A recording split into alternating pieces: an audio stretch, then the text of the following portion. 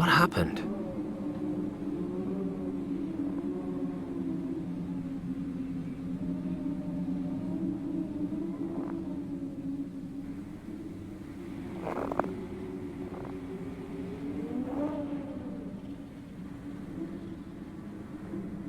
Kim? Kimmy? Can you hear me? Kim, please say something! Damn it. I need to get up there fast.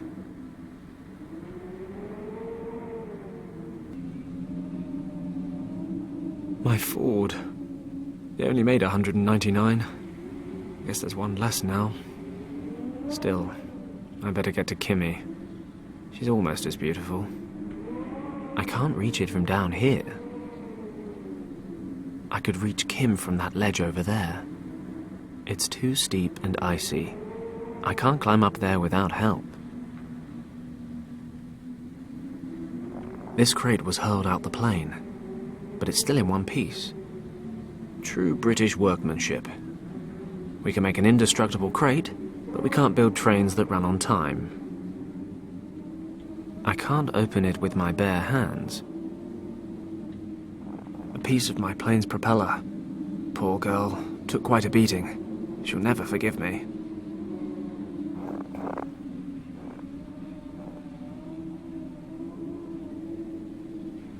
That sled was in my plane. I use it during the winter to unload cargo. It looks like the crash didn't do it too much harm, although the seat's missing. Looks like I can still use this. It's only the seat that's missing. I'll take it with me.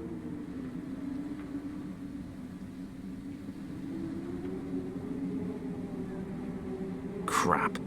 We've crashed in the middle of the uncharted Himalayas. We could be hundreds of miles away from anything. Nice view, though.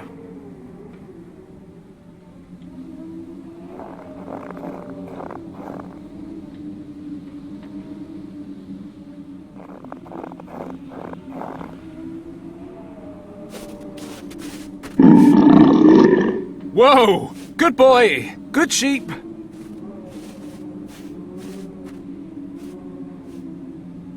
The Argali's trying to defend its territory. I'll leave it to it. That must be an Argali, a type of mountain sheep. That's the second biggest sheep I've ever seen. I'm not quite in the mood for dying right now, and I'm not the least bit inclined to get to know those horns.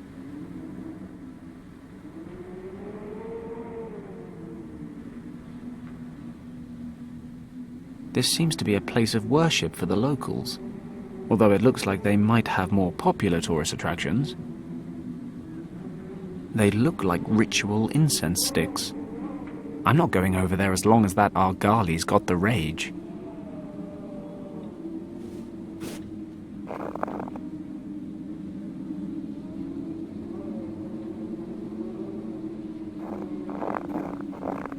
I could use that to pry open the lid.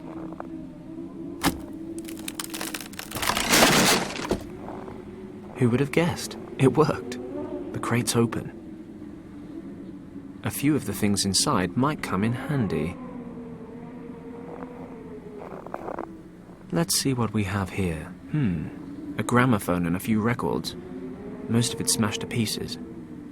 I'd take a ration pack over smashed records any day.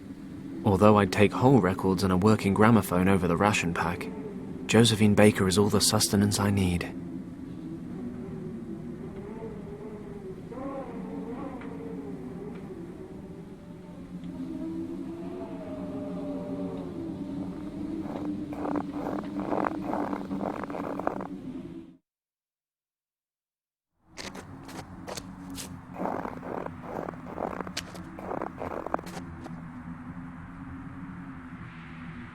The wrecked Messerschmitt. Looks like it didn't get much further than my little Ford. Good. Might be something over there I can use to help Kim. I need to get over this crevasse first.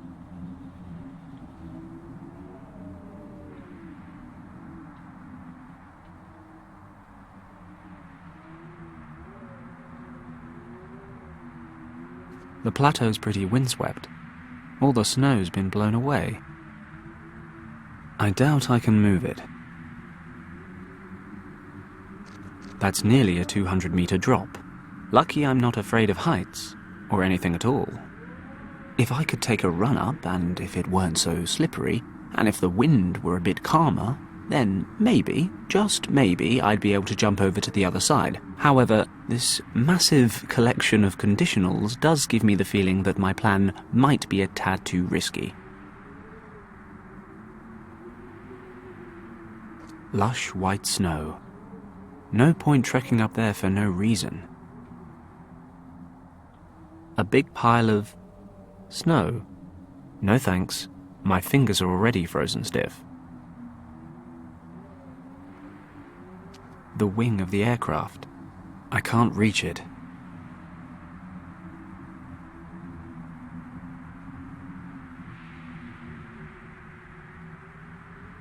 A piece of my plane's propeller. Poor girl. Took quite a beating. She'll never forgive me. That sled was in my plane. I use it during the winter to unload cargo. It looks like the crash didn't do it too much harm, although the seat's missing. The lid from the wooden crate that got hurled out the cargo hold during the crash seems to be reasonably sturdy. Oh no, that was Josephine Baker's latest release. It got smashed during the crash. It's just brittle little shards now. A small folding table with 4 legs. Unfortunately, the gramophone horn is the only part that survived the plane crash. I can use this to replace the missing seat. I've replaced the seat with the crate lid. Result? 1 operational sled.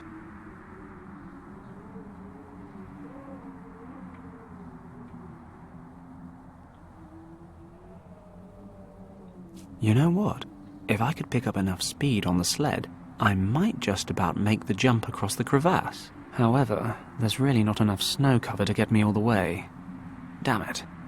That would have been heroic.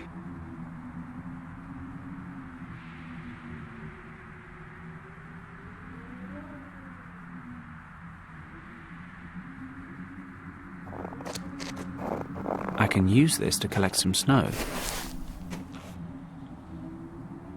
There's snow inside. I'll spread the snow evenly across the rock, but I'll need a couple more loads to get everything covered nicely. Okay, I'm done.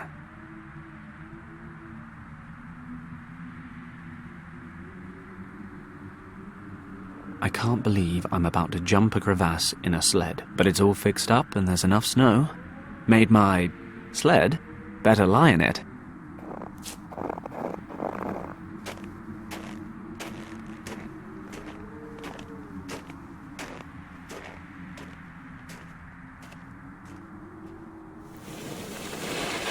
Yoo-hoo!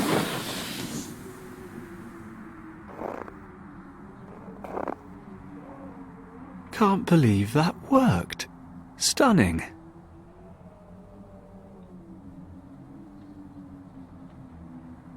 The wing's covering's damaged. It looks loose. There's some sharp edges. I can't remove it with bare hands. I could use that to remove the cover without cutting my hands.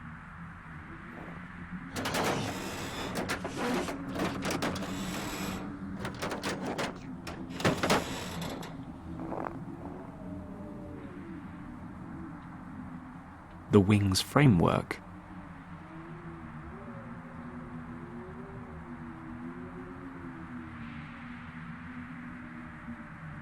Most of the cockpit is missing. Looks like the pilot got out in time.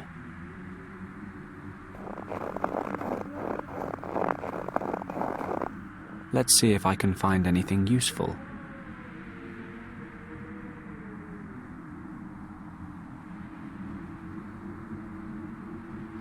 The tail of the wreck has caught fire. This isn't a moving picture, though. It's not about to explode. Though, if it did, I'm sure that somehow a lone cartwheel would roll out of the wreck. It's actually nice and warm here if you keep a little distance. It's a puddle of melted water. considering the temperatures, I really don't need to get any important part of my body wet right now.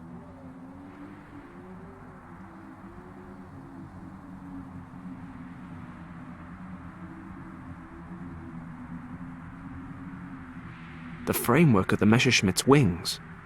It's made of lightweight aluminium. A dirty pilot's jacket. The pockets are empty, but something seems to be sewn in between the leather and the lining.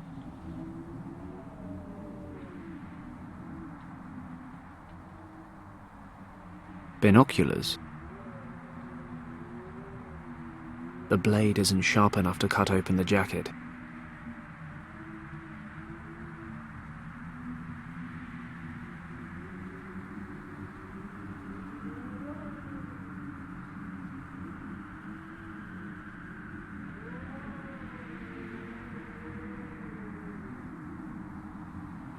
Most of the cockpit is missing. The wing of the aircraft. The wing is too heavy to take with me, but I can push it over the slippery ground.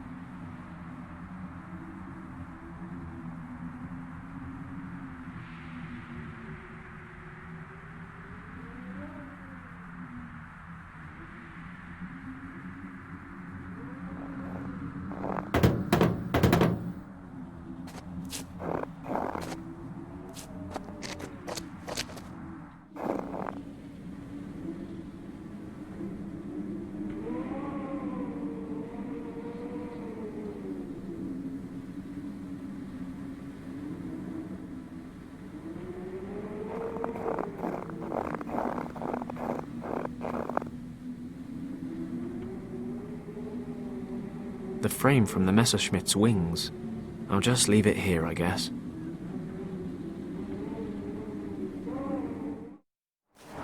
Kim!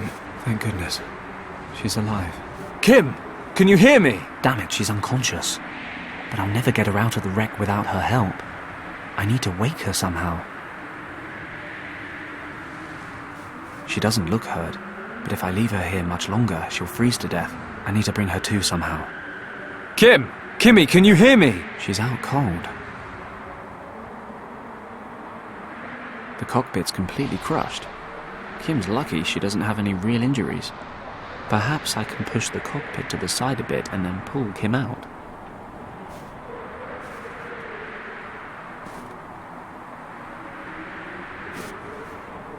No chance. I'll never get Kim out of there without her help.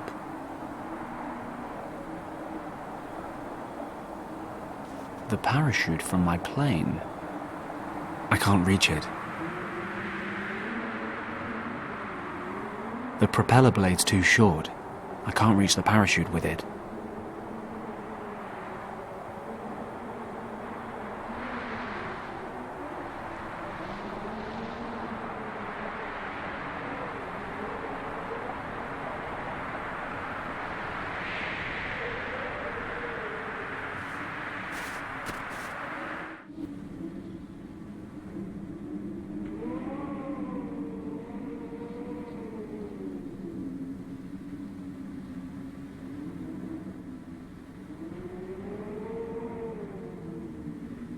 Ah, that'll work.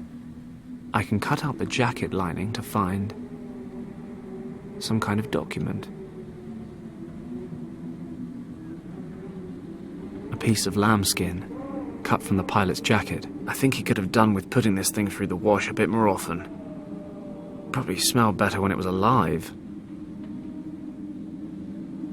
If my German's up to scratch, which it isn't, but let's assume it is, then this is the permit you need for safe escort through a foreign country during a military operation. I should have a closer look at it.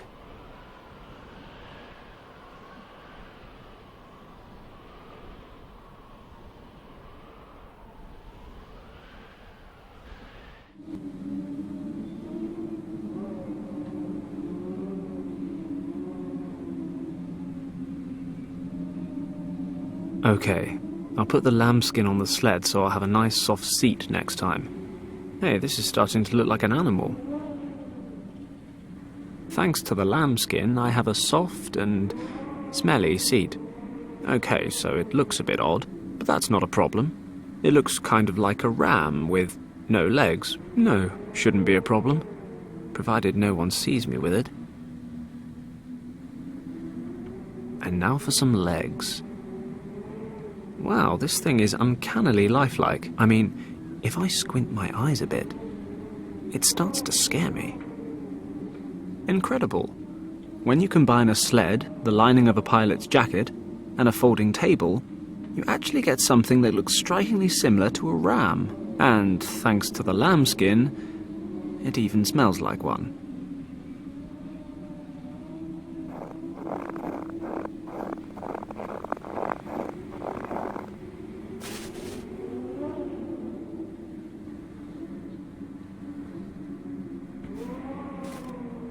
I wonder what'll happen next. Ah, it destroyed my beautiful handiwork. Oh well. This horn's all that survived the Argali attack on my sled. Hey, maybe that's what happened to Richard. A heavily armed military patrol wiped out by killer goats.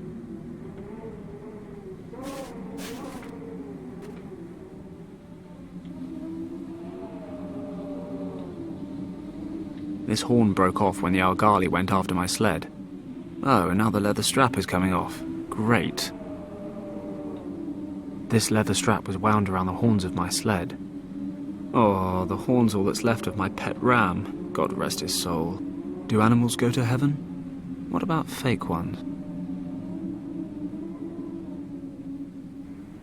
I haven't the faintest idea what that is. Looks like coal, though. What are those strange lumps? Looks like coal. Or... oh no, of course not. It's poo. They look like ritual incense sticks. I don't want to steal these and end up getting smited. Oh, ancient Tibetan god, if you want to hold on to these, please give me some sign. Nope, I guess we're good.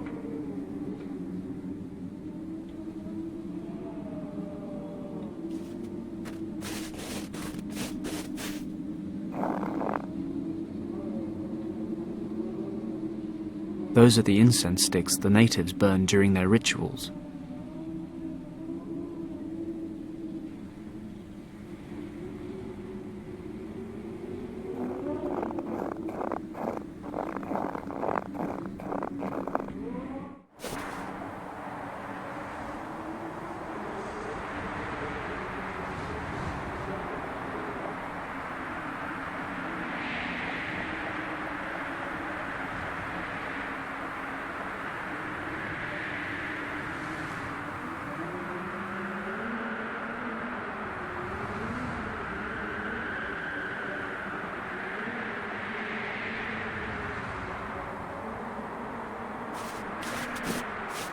Okay, the leather strap is long enough.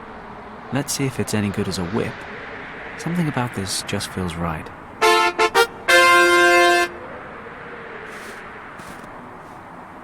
Too bad. I guess that only works in adventure films.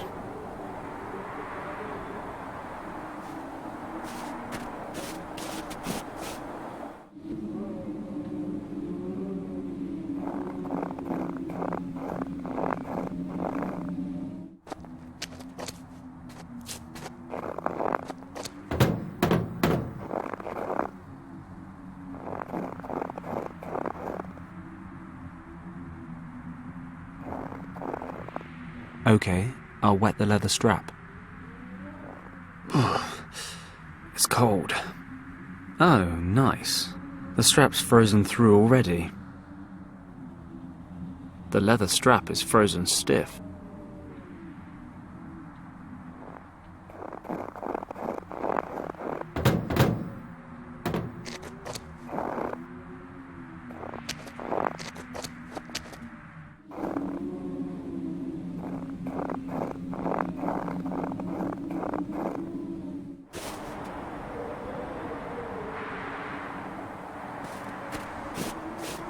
That might work.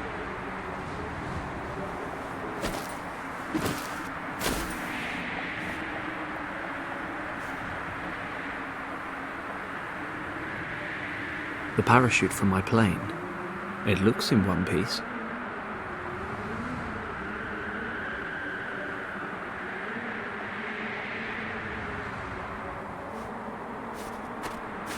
Let's get this chute hooked up to the cockpit.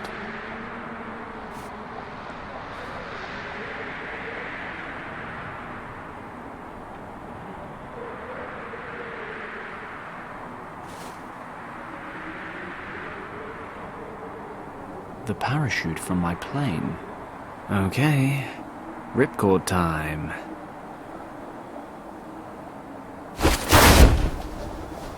And there goes the chute. Some wind. Anyway, that's that. Now all I have to do is find a way to wake up Kim. Kim! Kimmy, can you hear me? She's out cold.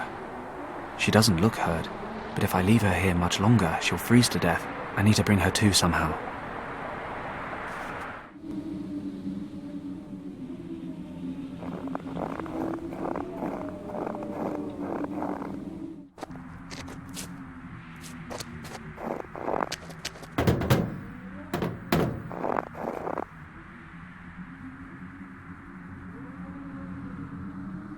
Not to be confused for little lumps of coal, this is, in fact, frozen argali dung. I don't make a habit of finding and hoarding feces, but Fenton's first rule of survival is you never know when the strangest things might come in handy. Besides, it doesn't really smell that bad.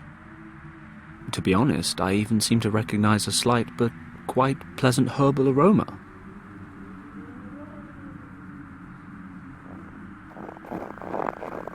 I'll light one of them. Phew, what a stink. Perfume's not really a man's thing. It's certainly pungent. There are other words I'd use to describe the smoke, but I think I'll leave it at that.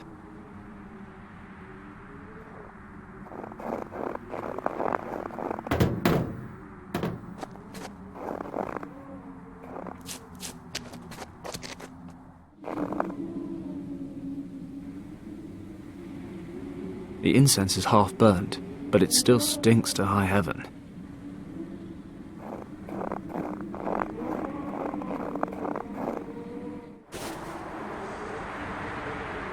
It's burnt down to nothing.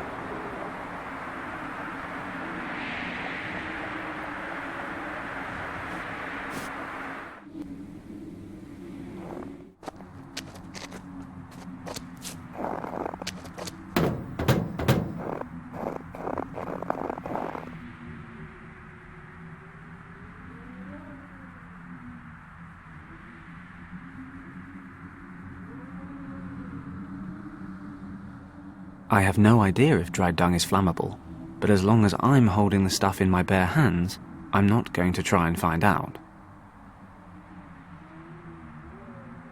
Pleasant aroma or not, this stuff is better off in there than outside, and I feel more comfortable about it. That's a fantastic place to store the dried dung. Never thought I'd say that.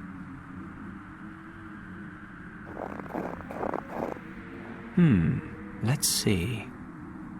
That stuff actually burns. And it doesn't even smell that bad. Finally, a stroke of luck. The dung burns pretty well. Doesn't even smell that bad.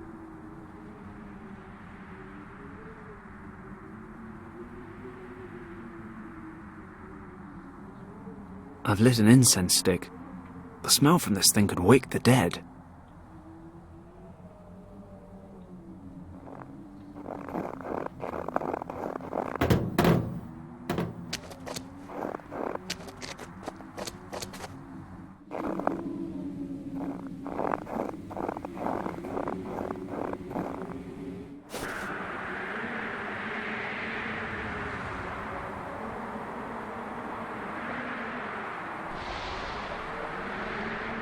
I've lit an incense stick. The smell from this thing could wake the dead. It certainly This smoke is vile. Let's hope it wakes her up.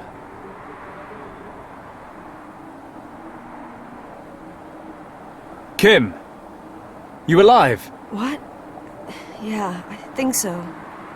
Oof, what's that awful smell? Sorry, I had to wake you up somehow, and I didn't really think you'd like the alternative.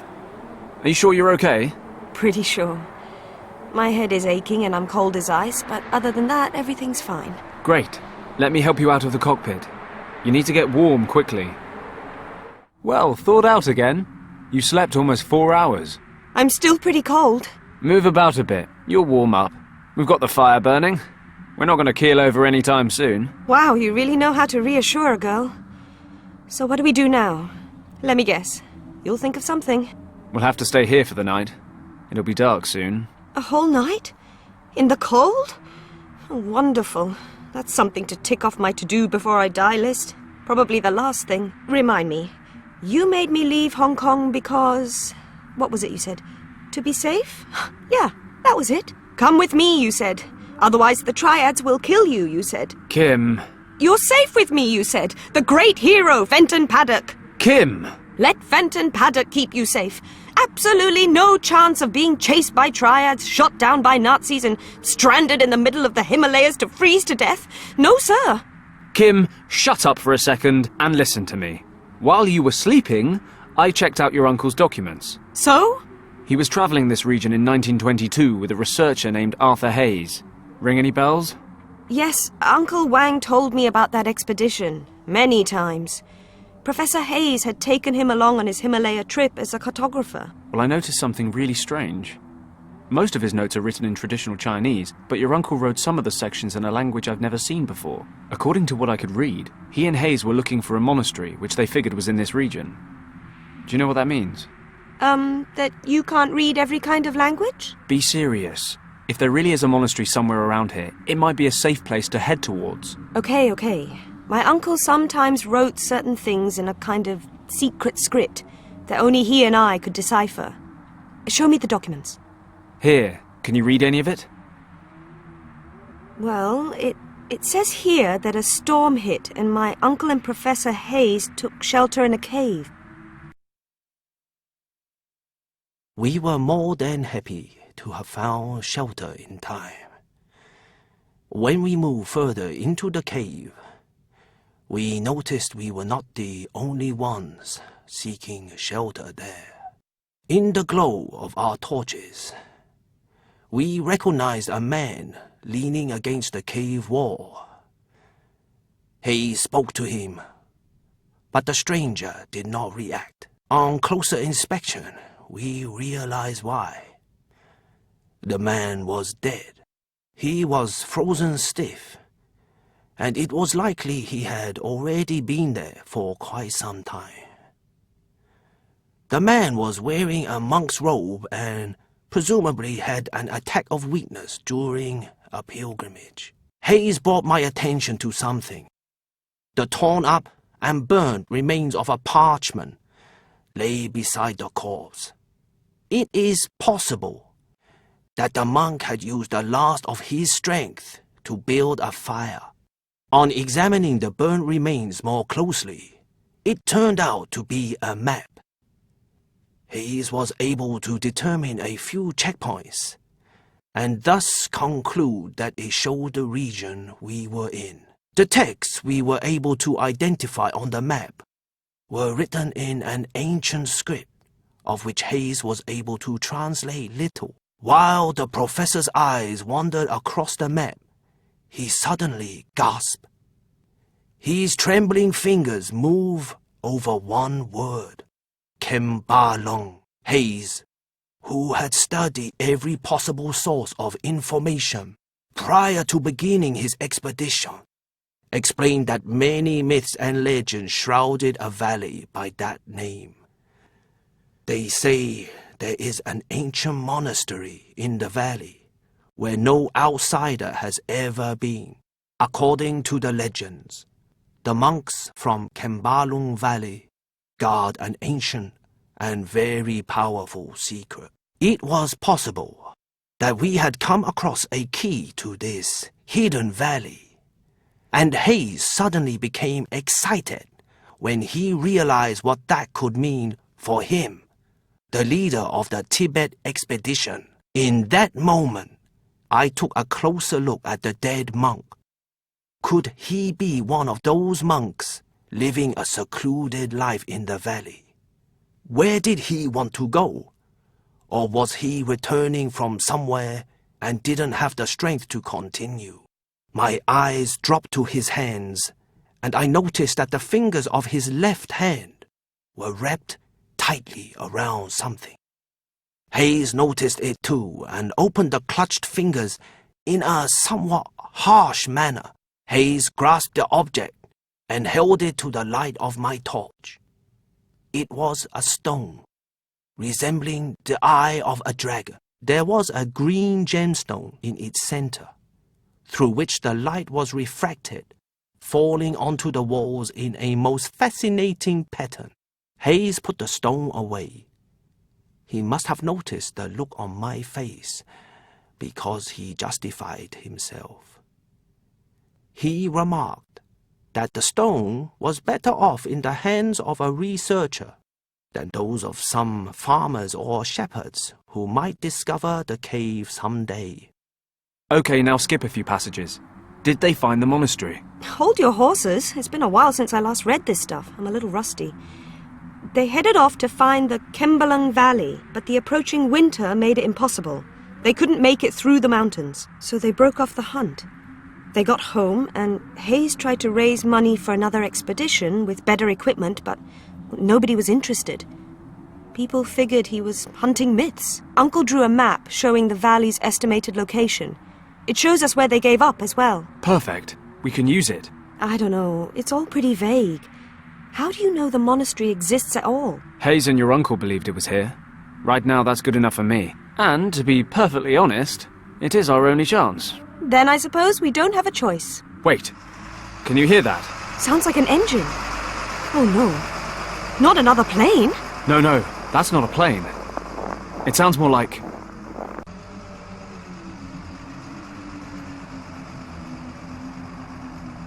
a truck. Grab your stuff. Change of plan. What? We're following the truck. It must be going somewhere.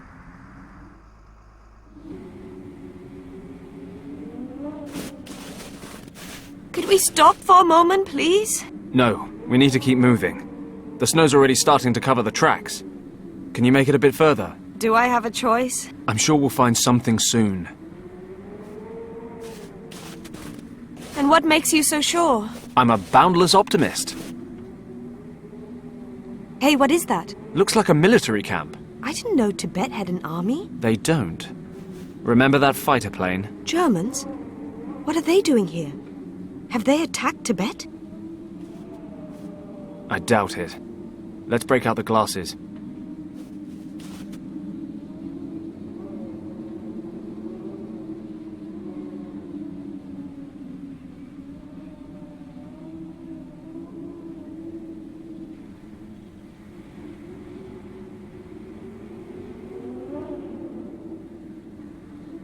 Damn it. What's going on?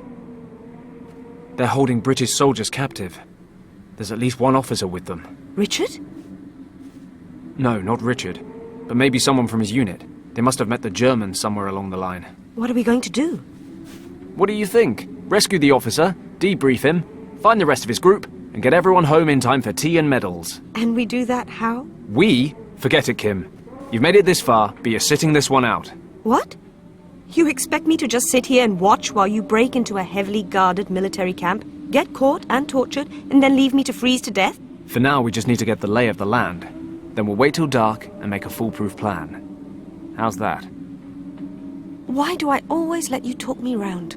Maybe because you actually think I'm a pretty great guy. Dream on, Paddock.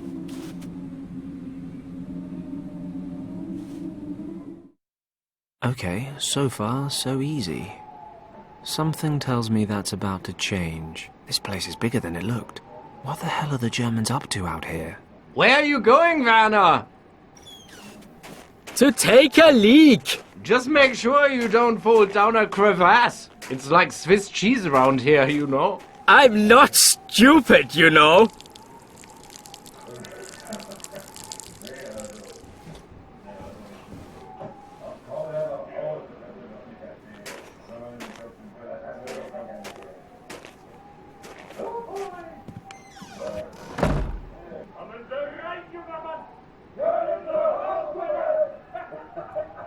Good thing he picked the other side of the barracks to do his business. The guards seem to be having a nice little tea party.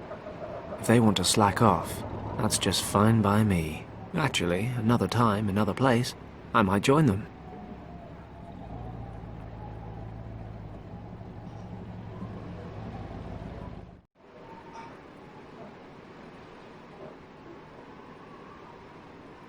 I need to get into the camp. We've got to get that British lad out of there. I have no idea what made these holes. Strange. What a lovely party they're having. Ah, well, some of us have to work. The guards' barracks. I can't just strut in through the main gate. I'm not sure all the soldiers are enjoying liquid celebrations. The truck Kim and I followed. It's locked. The rope is securing the tarpaulin.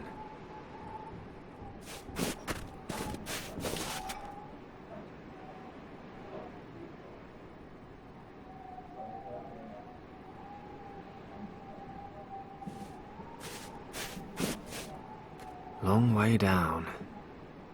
Long way down. Let's see what that sign says.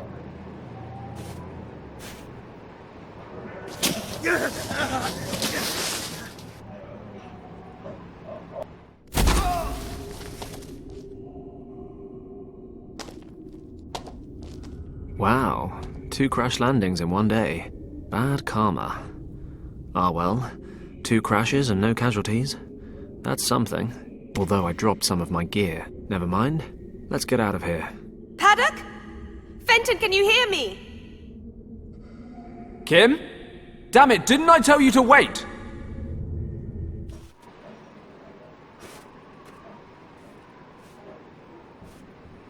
Oh, stop playing the hero. It doesn't suit you. Of course, I could always just leave you here and go back. No. Just make sure nobody sees you. Don't fret. What's it look like down there? Can you climb back up? Not through the tunnel. I've slid down about 10 meters. But there are some passages here. Shh, be quiet. Kim?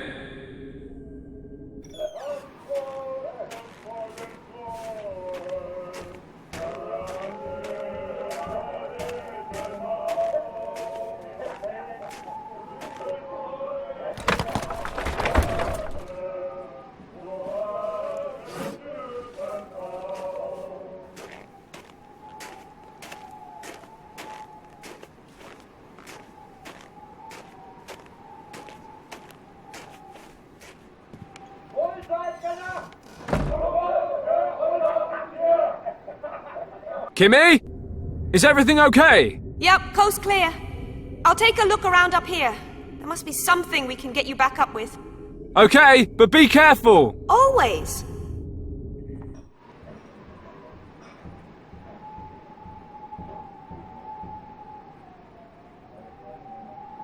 He's annoying, but I do hope Fenton finds a way back up. I better make sure I don't join him. The sign warns of crevasses. Fenton ignored it. It's not doing much good here, so I'll just take it with me.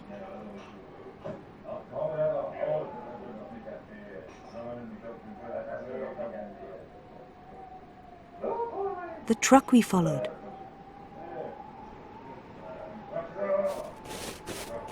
Daily newspapers. Looks like the paper boy around here has his work cut out. I'll take a paper with me. If I need more, I'll know where to find them. There's all kinds of rubbish in this crate. Let's see if I can find something useful in all this.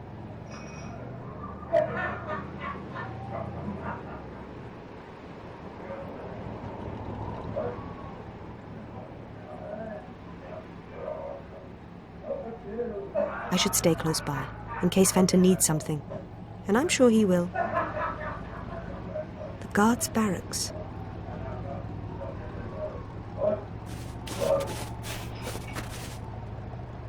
I wonder if I can work out what made these holes. Now I know. Those are smouldering cigar butts melting into the snow. The window's ajar.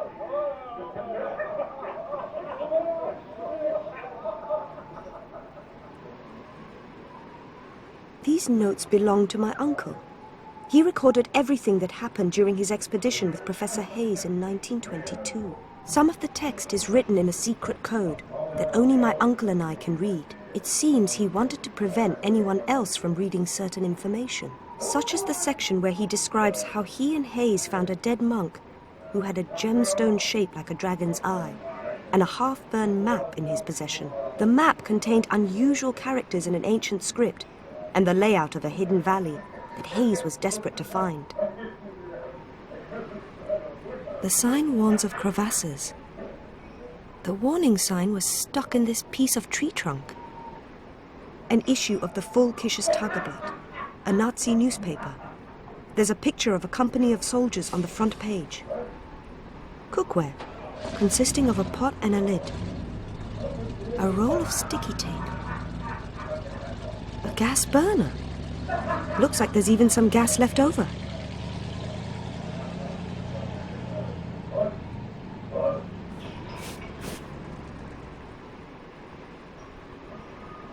The next cigar butt is mine.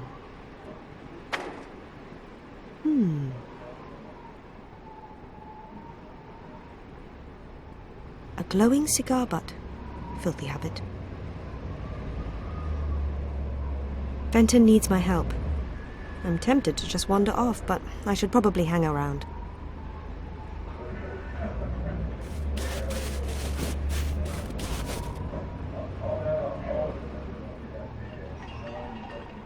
It's too big. It'll only get stuck.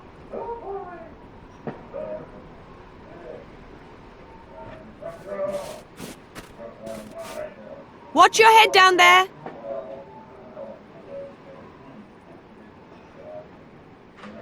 You might want to back up a bit. Watch out!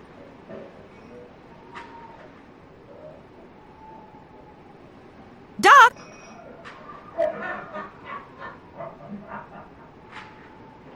Fancy some light reading, Paddock? Watch it, Fenton!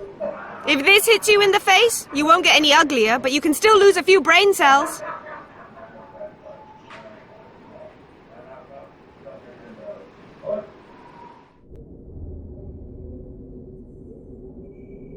The tunnel I slid down. It's too high and icy. I need another way out. Thank goodness I didn't fall down there.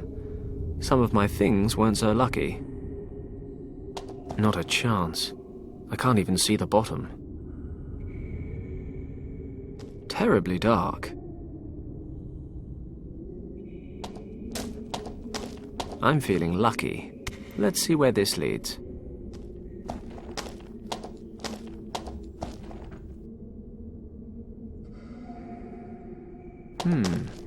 This place looks familiar.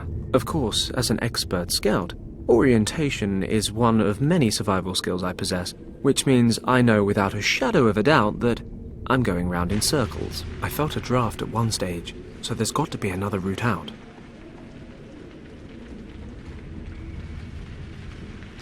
Some large chunks of ice fell from the ceiling when I landed.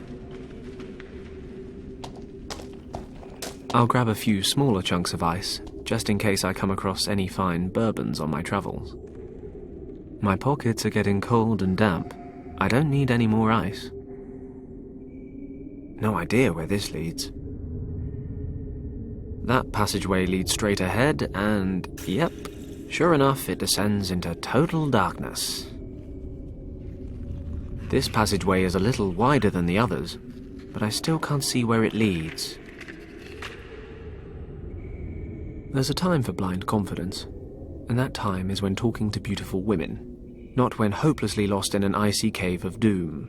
There's a draft coming from somewhere. That must be the best route out. I just can't tell from where.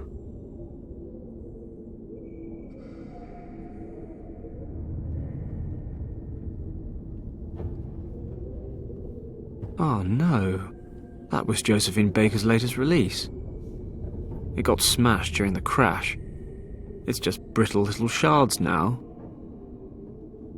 Oh, the horn's all that's left of my pet ram. God rest his soul. Do animals go to heaven? What about fake ones? Those are the incense sticks the natives burn during their rituals.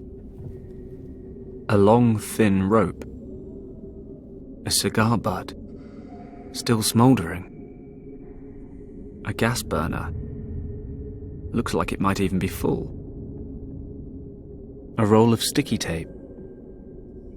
A pot with matching lid. There's a big hole in the middle of the lid. It looks like the lid used to have a handle, but it's broken off. An issue of the Volkisches Tageblatt, a Nazi newspaper. The front page is plastered with a photo of German soldiers marching. This log has a large knot in it. Small chunks of ice. All that's missing is a good glass of bourbon. I'd settle for a cheap one.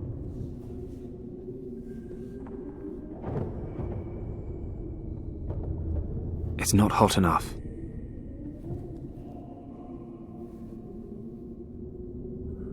I'll light the burner. We're cooking. It's certainly not my favorite flavor, but it's burning. It's certainly pungent.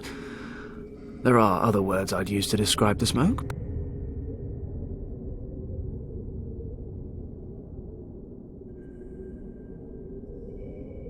Okay, so if I just stand here and watch which way the smoke goes...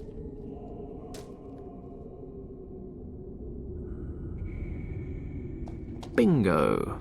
It's drifting down the left-hand passage.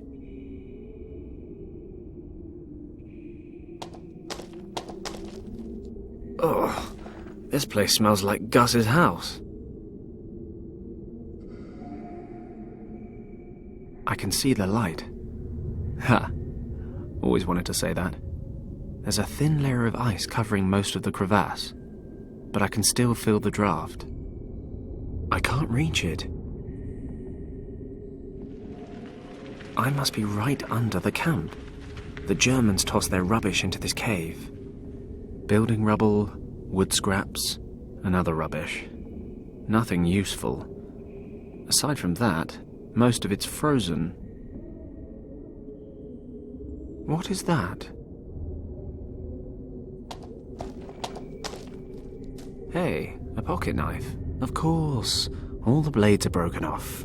Why on earth wouldn't they be? I should have known. Oh well, the corkscrew's still in one piece. Someone had their priorities right.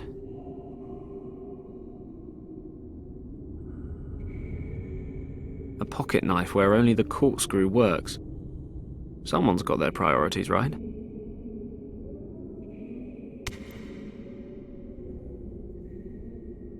My word, a grappling hook. I am so resourceful. A rope with a hook. I can't throw the hook through that layer of ice. Might work.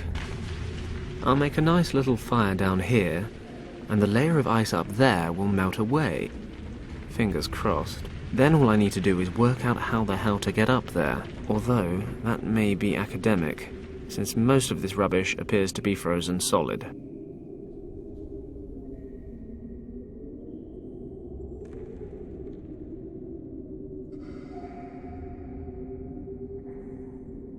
I better keep this for a while.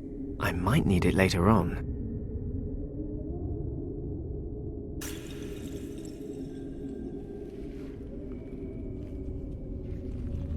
Let's see what I can carve out. Not much, as it turns out. But I've used the corkscrew to pull out the knot.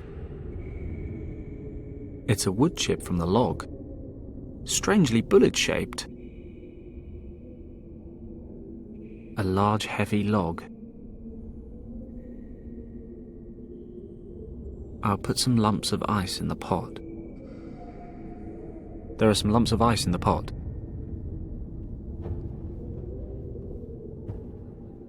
Okay, let's stick the lid onto the pot. There are a few lumps of ice in the sealed pot.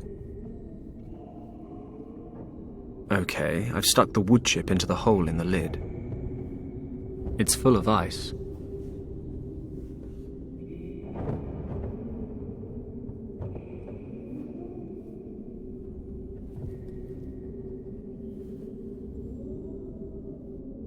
I value my hands. I need something else to hold the pot over the flame.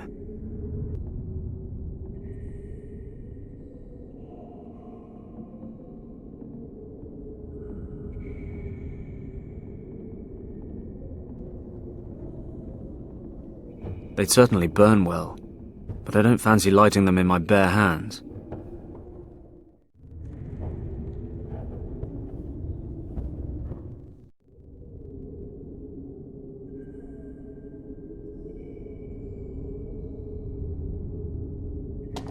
I'll put a few pages up here between the scraps of wood.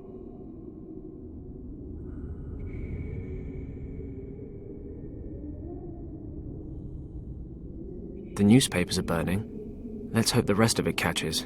Still, it should manage to melt the ice, provided I've got a few years to kill. Oh wait, I want a top priority secret mission. I need a new plan. The little flame's dancing. Dance harder, flames. Frozen rubbish doesn't burn as well as I'd hoped. Let's see what happens next.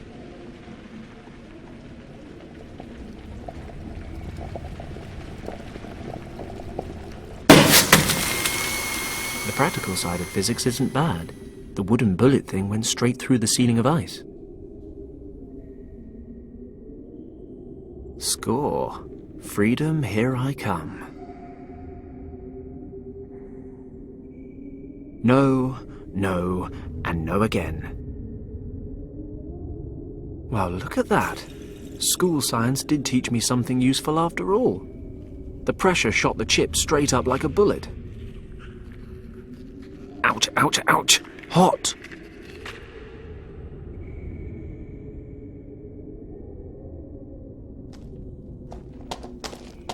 Aim well.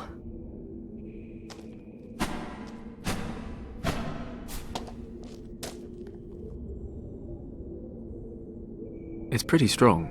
I should be able to climb out.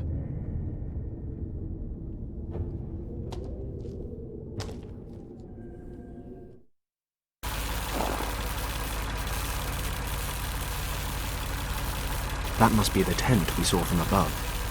I hope our guy's okay.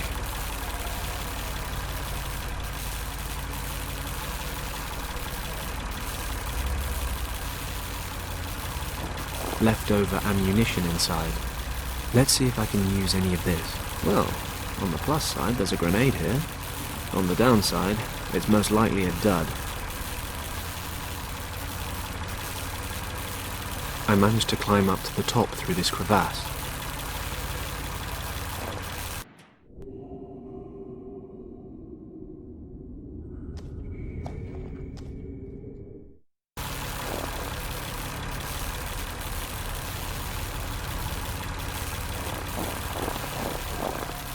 Locked.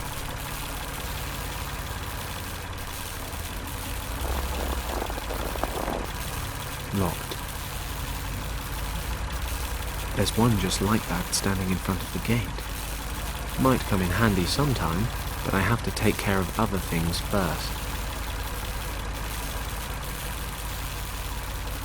Judging by the engine noise and the smell, there are diesel generators in this shed.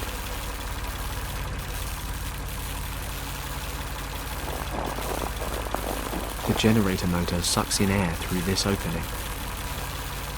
I can't open the vent.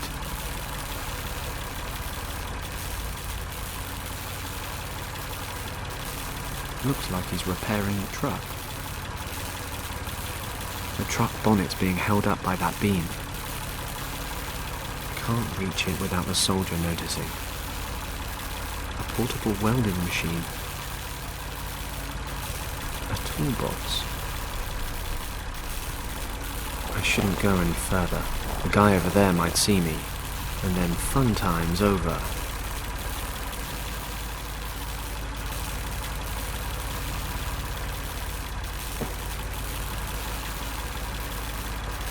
A stick grenade.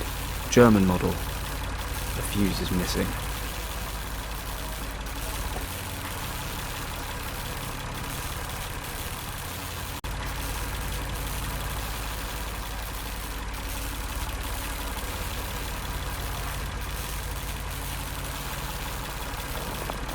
The water would cause a short circuit. Sounds promising. Mensch, what's happened now?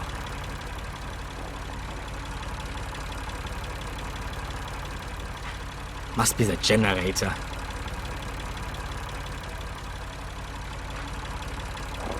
What now? Can't stay in there forever. The truck bonnet's being held up by that beam.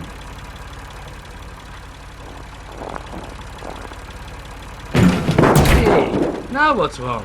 Hello? Hilfe! Can anyone hear me out there? Something's blocking the door. Hello? Good thing the generator in the other hut's loud enough to drown out his shouting.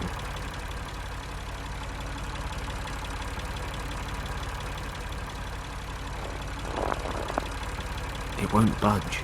The lid seems to be jammed. The British officer is being held in this tent.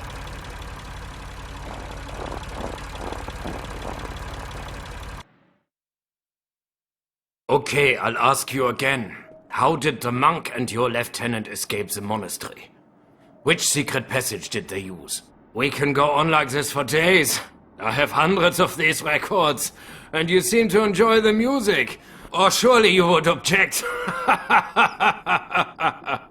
If it's still too quiet, I'd be happy to turn up the volume. My word, it's Thomas. Thomas Finch. He's an officer in Richard's unit. I knew him from the service back in Hong Kong. It looks like they're torturing him with German marching music. It's booming through his headphones. A fate worse than death. I could deal with this guard, if he wasn't as wide as a door frame. Since I left my black belt at home, I'll have to be a bit more subtle. This guy's a machine. One-on-one, he'd mince me. Thomas Finch. He was an officer in Richard's unit. I remember him from my days in the service.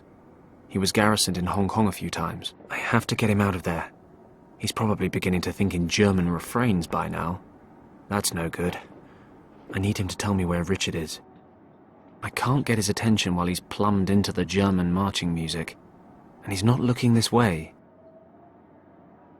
Good God, where in the world did they breed that guy? I could just grab him from behind, but he doesn't look like an amateur. I need to get Thomas's attention and double-team this guy. Of course, he's too busy enjoying German marching music.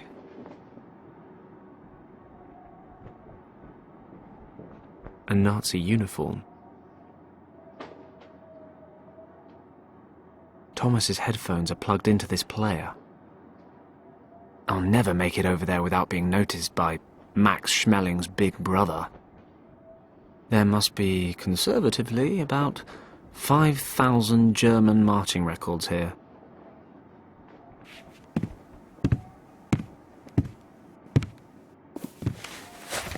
And now I have something very special for you. Let's see how you like this.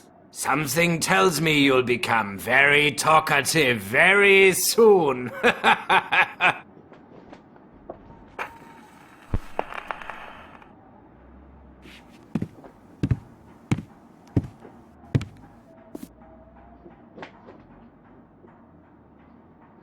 I can't get over there without getting caught by Mr. Kick My Ass. A tent peg.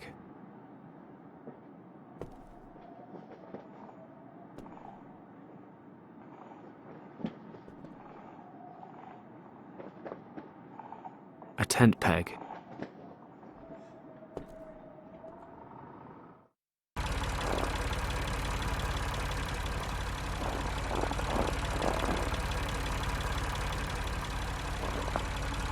Yes, I can use this to lift the lid a bit. Let's see what I can pull out through the gap. A toolbox.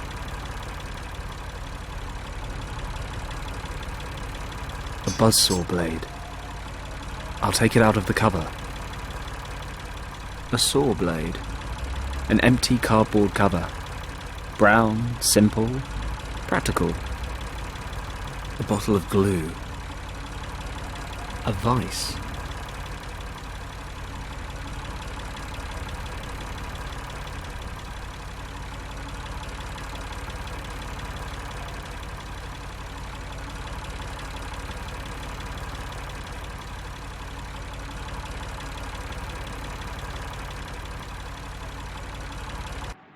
I've covered the edges of the pieces with glue. Now they just need to go back together.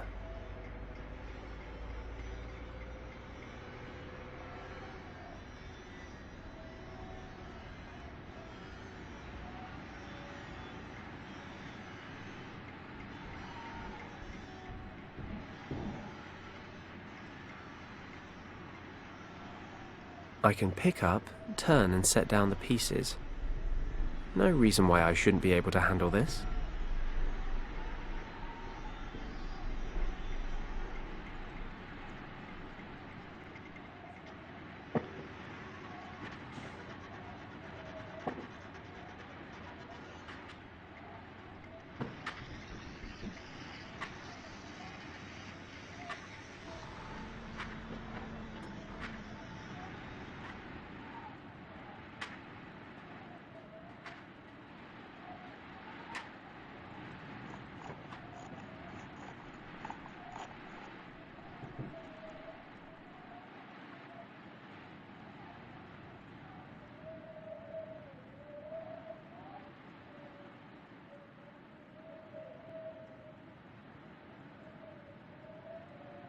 Job done.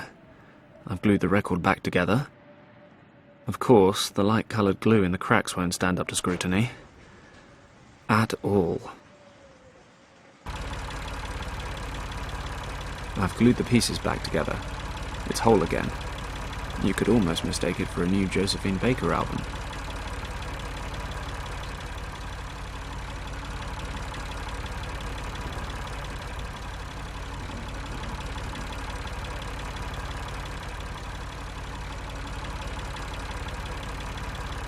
I've unscrewed the top of the grenade and poured out the gunpowder.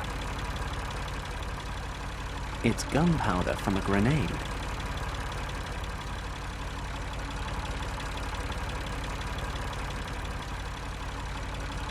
The gunpowder's sticking to the glue in the cracks. You can hardly see them. The record looks as good as new. I rubbed some gunpowder over the glued cracks. It's a bit rough, but it should hold up to inspection.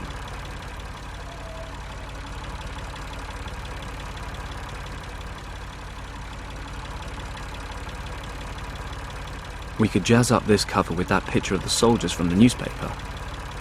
But we need something to stick them together. There's glue on the cover.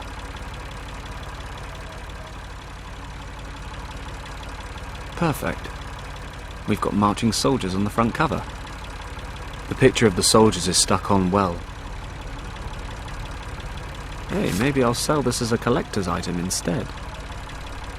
I concealed the glued cracks with gunpowder, and now I have something that closely resembles a brand new Josephine Baker album. With marching soldiers on the front. She wouldn't be best pleased.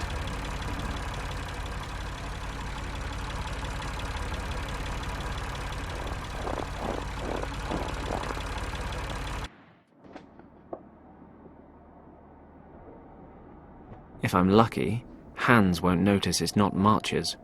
Something tells me Thomas will.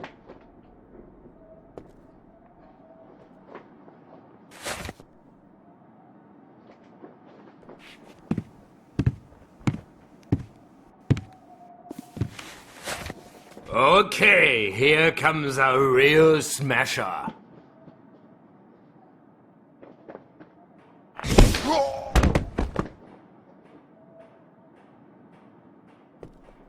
Yeah. I meant that to happen. Job done. Hope no one heard the explosion. Thomas? Wait, I'll take off the headphones. Fenton. Fenton Paddock? What the hell are you doing here? I'll explain later. You have to listen to me now. We don't have much time.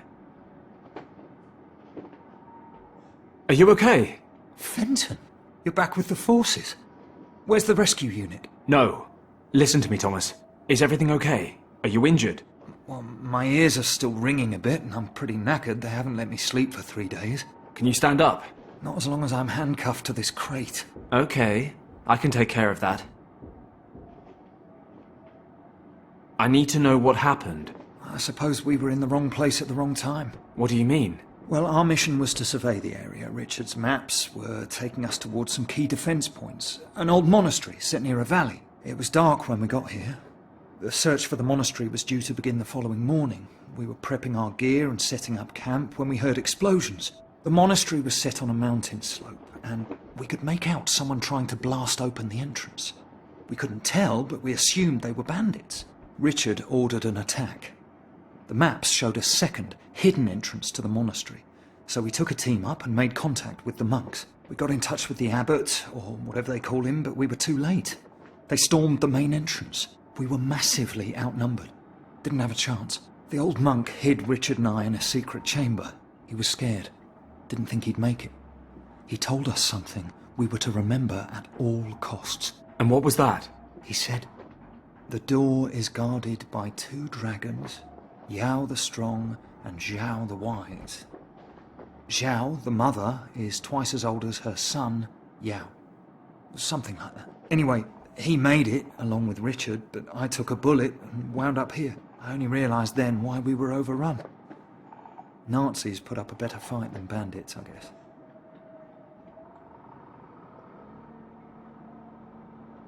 What happened to Richard? I assume he and the monk made it to the chamber, but I really don't know.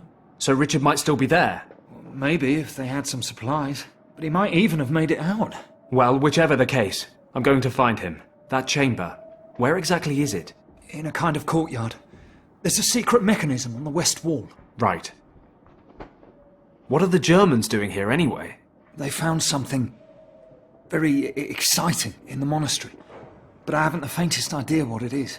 In any event, it's important enough to the boss around here, that Countess von Hagenhilt, to slaughter innocent monks. They kept asking me how to open the secret chamber, but I didn't give them anything. I suppose whatever they're looking for is in there. You mean you didn't tell them anything about this dragon code? No, not a word. Thomas, do you have any idea how we can get out of here? You're a card. The best thing would be to leave the same way you came, don't you think? Yeah, we can forget about that. I kind of fell down a crevasse. Besides, you don't look like you're up for any sheer rock faces quite yet. There are trucks leaving the camp several times a day. Maybe that's an option. Sounds interesting. Okay, I'll find something to unlock the cuffs. Might I suggest the key? The explosion knocked him out, but it takes more than being engulfed by flames to kill a monster like him. A Nazi uniform. Not really my size, but what's this in the pockets? A taped recording of the interrogation. The German soldier's keyring. A Nazi uniform. I've got to get his cuffs off. I've got to get his cuffs off.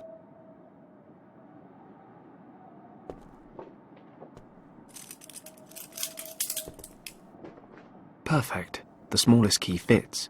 The cuffs are open. Thomas, let's get out of here. Can you walk?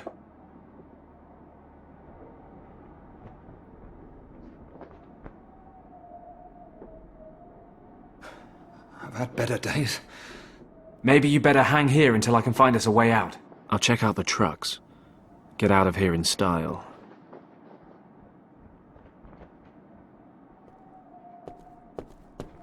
I'll put the uniform on first.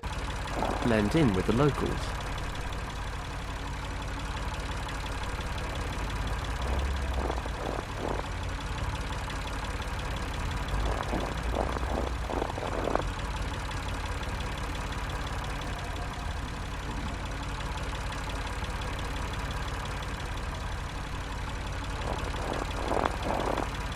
The truck is a good option, but I'm not leaving until Thomas is on board. I doubt Thomas is better off in there. I have to get him out of this camp.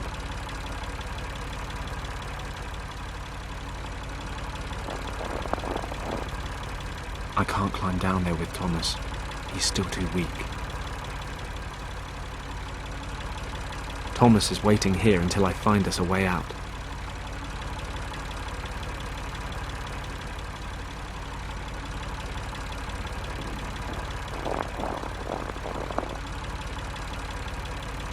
Hey, yeah, I can just drive Thomas out of here.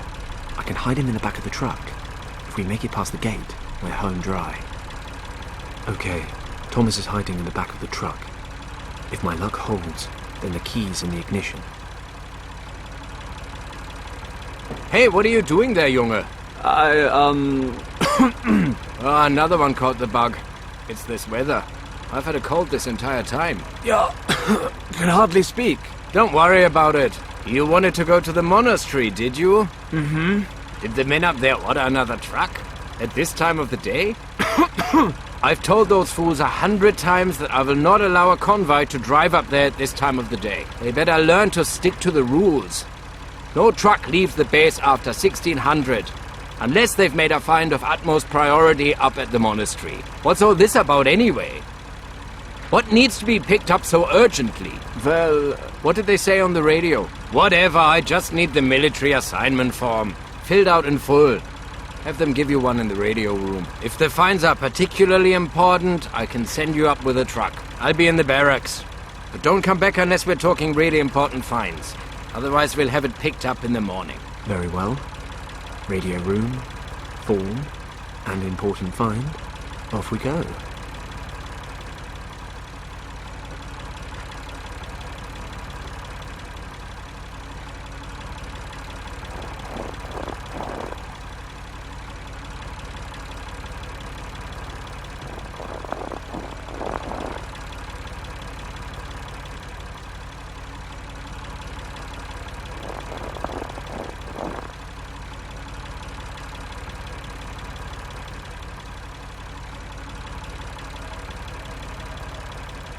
A German soldier. I should let sleeping dogs lie and try to attract as little attention as possible.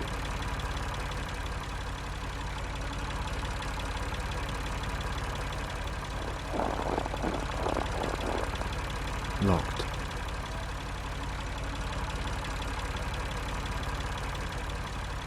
It's always the last key, isn't it?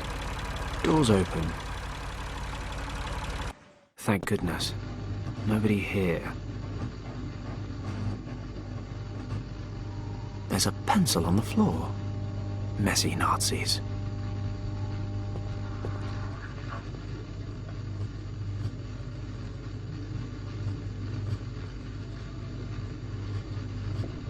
I wouldn't have figured the Germans for bureaucrats, but the number of forms here puts our police force to shame.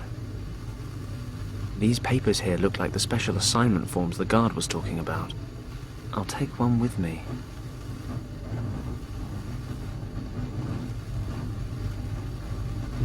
A recorder with magnetic tapes. This expedition has more state-of-the-art tech than MI5. Not much point without a second recorded tape.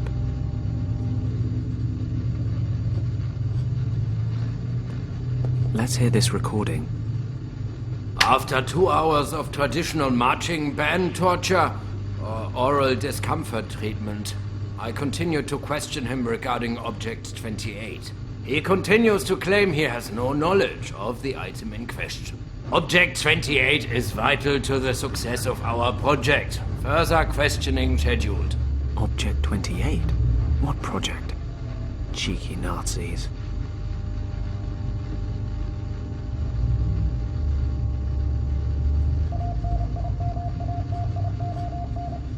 It's a list of sacred Asian artifacts.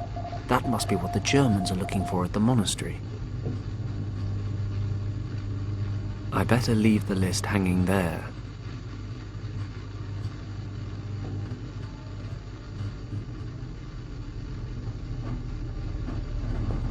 I love forms as much as the next guy, but I really don't think I need another.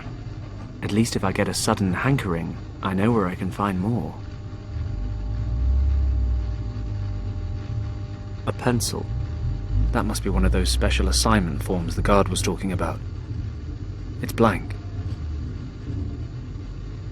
Okay. Which of these list entries is important enough to make the guard approve a special trip to the monastery?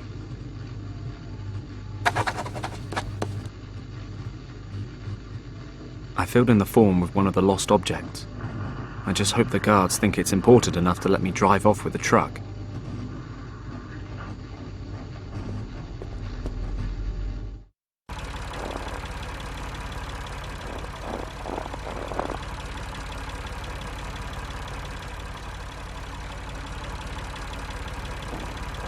Here's the form. What? Teufel, what a find! Frau Hagenhild will be thrilled. Los, what are you standing around for? Start the truck and head up there. Zu Befehl.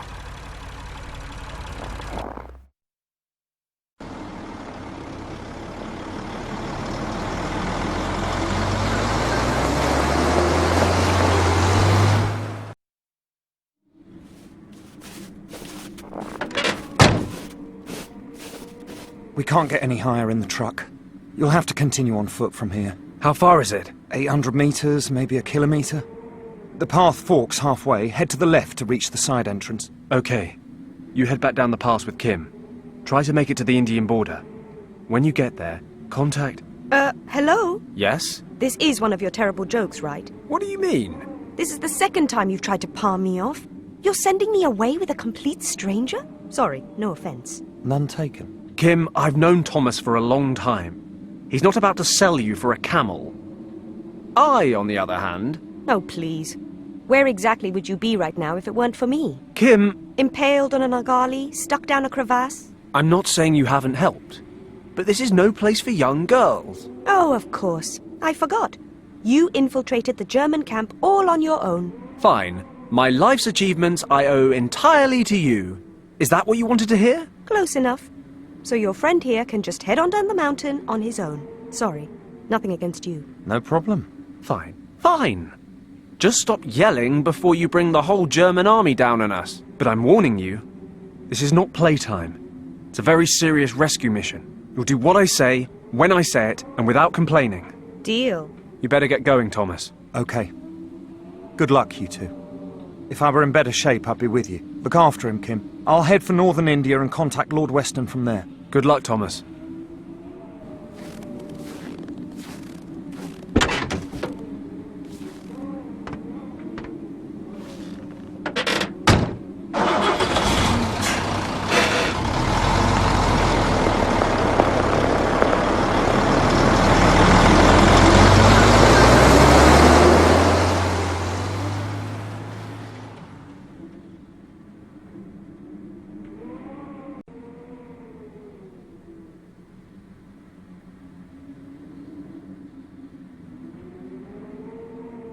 Pretty sure we just escaped from there. She's sulking over our little spat. She'll get over it soon enough. Hey, Kim. Yes? Please don't get in a mood. I do appreciate what you've done. I'm just worried about you. I'm not a little kid anymore. I don't need a babysitter. Besides, I'm not in a mood. No, I'll stay right here like a good little girl and wait for your instructions. Just like you told me to. Right. Then listen. I'll have a look around. Don't let me stop you. Sounds high priority. You know where to find me. The upper sign reads monastery. The next one points down the valley to the camp. The lower two point to the west. Berlin and, Venice? They're nailed on tight. I can't lever them off with my bare hands.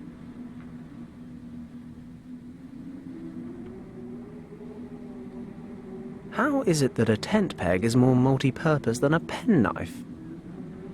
I've levered the signs off the post. Now the Germans will never know how to get home. Vehicle tracks. They must transport equipment here for lifting up to the monastery. Note to self. Rescue Richard first.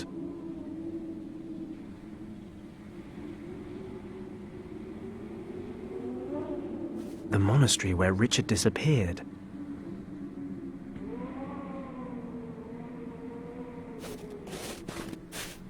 Okay, I guess the monastery's this way. Fine deduction, Sherlock. Look, there's the secret side entrance to the courtyard. Well, given the liberal scattering of grenades all over the place, I'd say it wasn't so secret anymore. So what do we do now? Can you disarm them or something? Shh! Be quiet. And? Anything to report today? Any special instructions? No, nothing unusual. The chamber is still sealed. We'll probably have to blast tomorrow. Finally. It's not like the Countess to hesitate this long. Be careful what you say. This job's going to require great care. If we overlook even the smallest detail, the mission might fail. This should worry me? I'll be happy when the whole thing's over and we can go back home. I hate the winter. I hate the mountains, I hate night watch, and more than ever I'm beginning to hate you. Well, if you hadn't failed your aptitude test, maybe you wouldn't have been assigned night watch. You'd better watch yourself, Hagen. Oh, I will. I'll watch myself all the way back to camp, where I will watch myself drink schnapps all evening, and then watch myself crawl into a warm, cozy bed. Oh, good. You enjoy yourself. Try not to get caught in any avalanches on the way down. Just remember to feed the dog. He hasn't eaten all day. Yeah, I know how to do my job. Good. Only a couple of guys on night watch. So, how do we get in? Don't worry. I'll think of something. No doubt.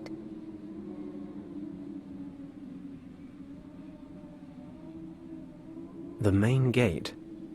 2 guards on duty. I can't go 10 yards around here without almost falling into a crevice. Crevasse. I meant crevasse. It's less than 4 meters to the other side. But it's the distance to the bottom that's really worrying me. No daredevil stunts for me today. Well, maybe just a few later on.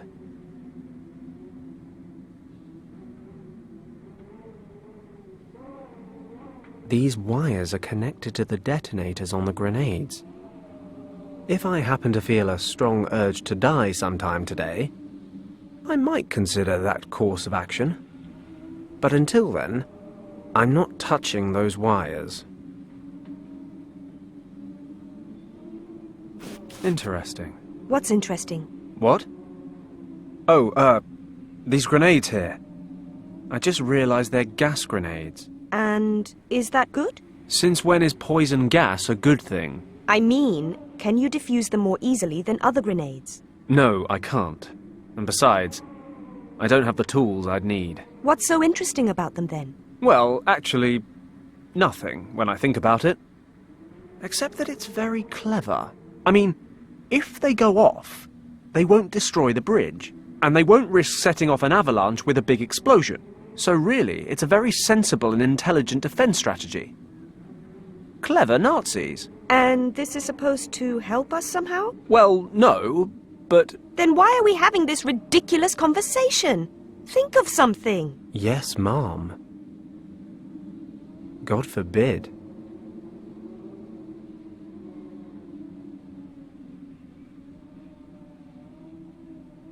Looks like a crack in the rock. Not until I get across the canyon. This must be the side entrance to the courtyard that Thomas mentioned. Not until I get across this canyon. Looks like a prayer wheel, but I can't be certain from over here. I can't reach it.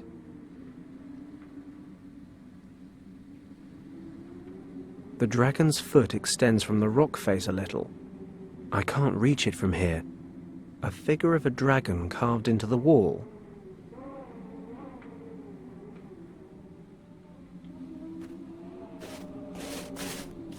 It's a small drain.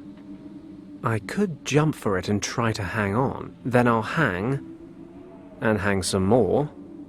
My strength will wane, and I'll plummet to my death. must be a better option.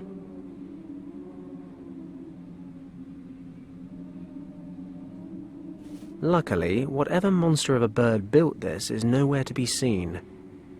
From the speckling on the eggshell, I'd say it was a Himalayan griffin vulture. Probably.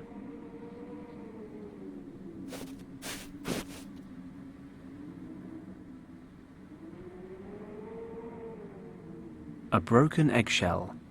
Judging by its size, it must have come from a golden eagle or a Himalayan griffin vulture. 4 signboards.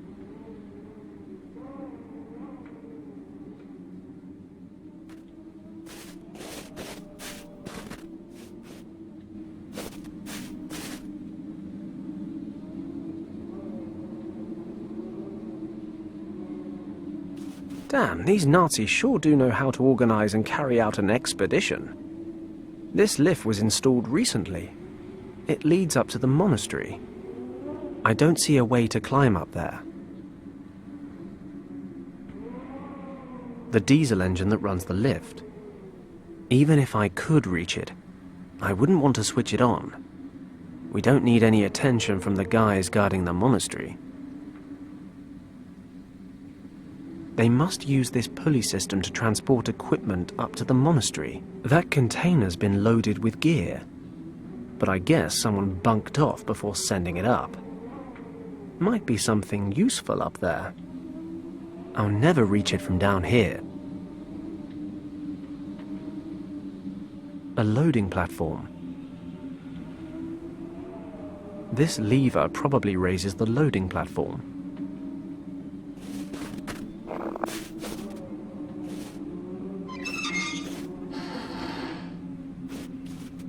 Ah, this lever operates the hydraulics that raise the loading platform, but it's not doing me much good if I'm down here.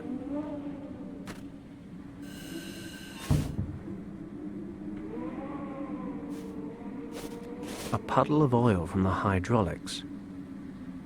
That's more Gus's area than mine. I'll try to collect some oil in the eggshell.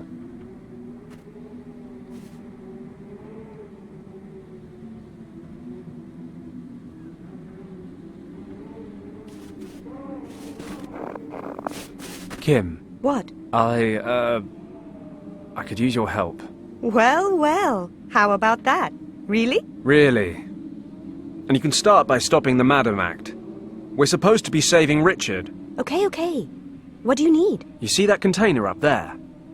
If something's out of reach, it's worth having. Need a leg up? Tempting, but no.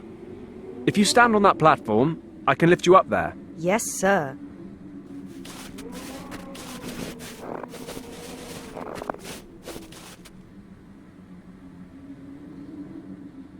Okay, then.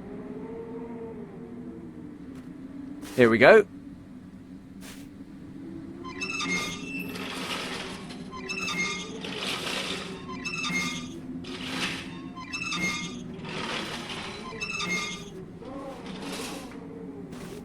Okay, that's enough.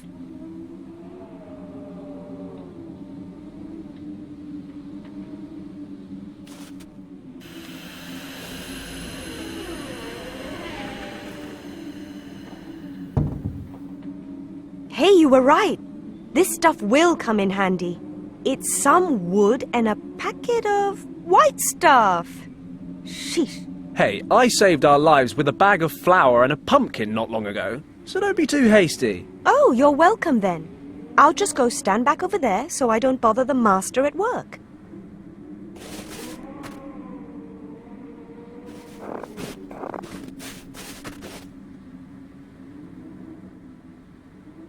According to the label, this is NaHCO3, which I think is a fancy way of saying baking powder. It dissolves in water to make a cleaning product. Maybe the Germans use it to clean their equipment. Wooden planks, 2 meters long. I filled the eggshell with oil.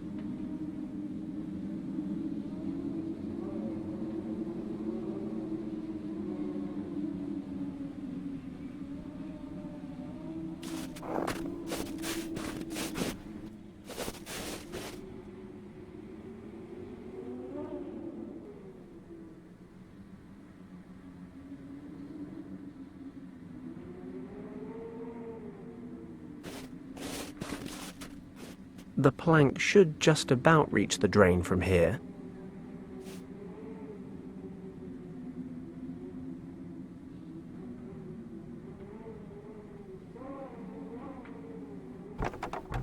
Perfect.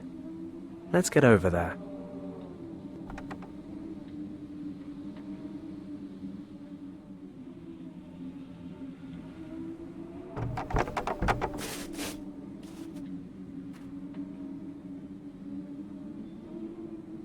It won't budge.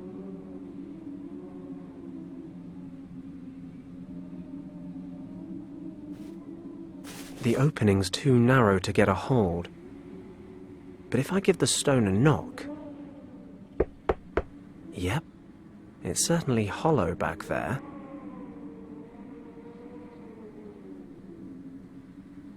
Let's lever open this rock and take a look inside.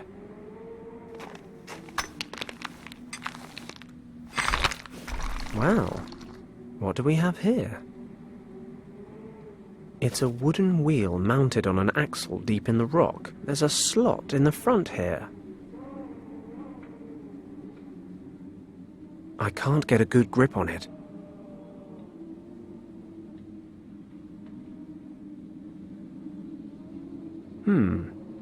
Maybe one of the signs would fit in the wheel slot. Great. That makes for a good handle. The sign makes a reasonable handhold. The sign makes a decent makeshift handle.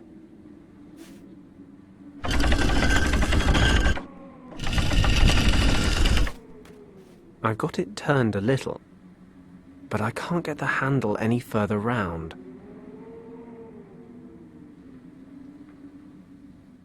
It's only part way open. It might close behind us.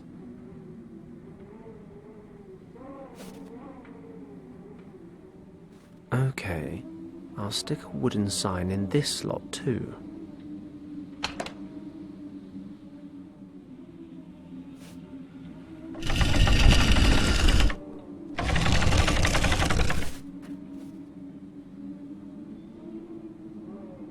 It's only part way open.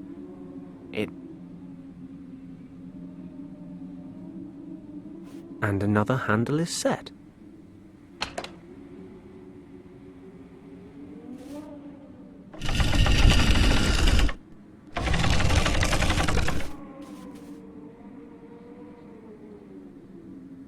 It's only part... Well, that's the last sign.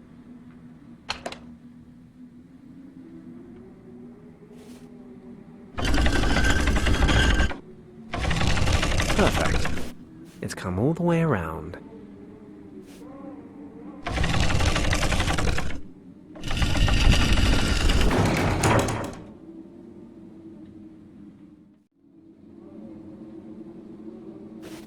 It's a metallic prayer wheel engraved with odd markings. It won't spin anymore. Maybe it's jammed or frozen, but that's odd. The metal feels strange somehow. It's warm to the touch.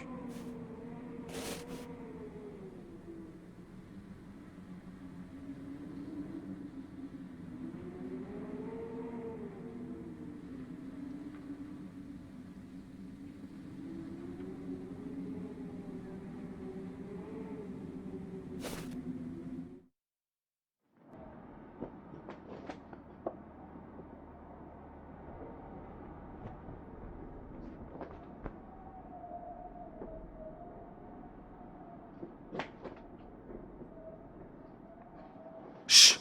Quiet. Oh, you think? I mean, even quieter than before. There's a guard dog down there. It's probably more intelligent than the Germans we've come up against. Relax. You're the one nattering away. Well, we're definitely in the right place. This must be the courtyard Thomas talked about. According to him, the entrance to the secret chamber should be in the western wall. So what now? Same as before. You stay put, and I'll come up with something. I'm giddy with anticipation.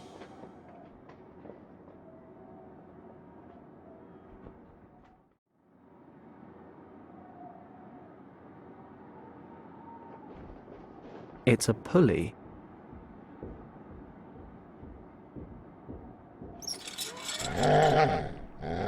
Damn it. The noise from this rusty old winch is alerting the dog. A small snowdrift. Can't reach it. Not the first time I've been confronted by this problem.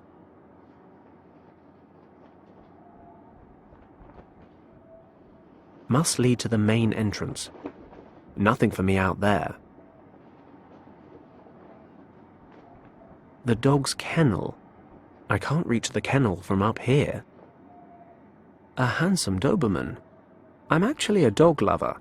It's just this dog doesn't look like he returns my affections. Story of my life. Between the Doberman and the Argali, I think I'd rather fight the sheep.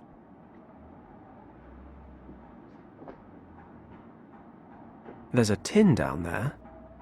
It's a bit far away, if you ask me. A makeshift table. Doesn't look very stable.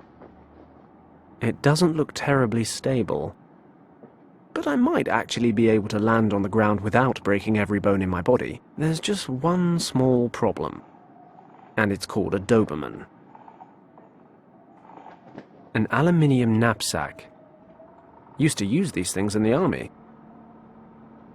I can't reach it. No idea what this is. There's a cable leading to those lamps. But this thing is definitely too small to be a generator. I can't reach it from here. We're about 3 meters up. Not while the Doberman's standing guard. The western wall. It's completely in shadow. Not until the dog's out of the way. The lamps are out, but there's a cable connecting them to that box. Even if I could reach the lamps, I can't see a switch to turn them on.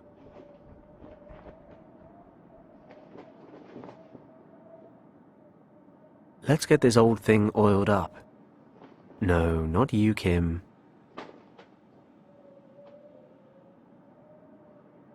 Let's give it a crack.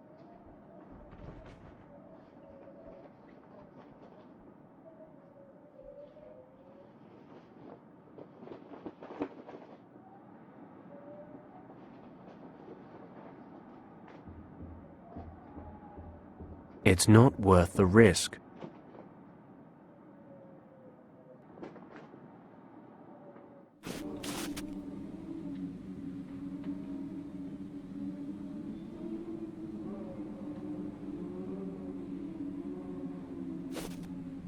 Does this count as desecration of religious artifacts?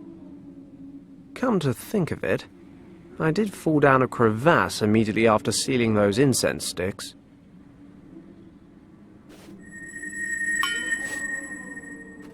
Whoa, there's a strong magnetic pull on this prayer wheel. Only, I'm pretty sure this tent peg is aluminium. So that doesn't make sense.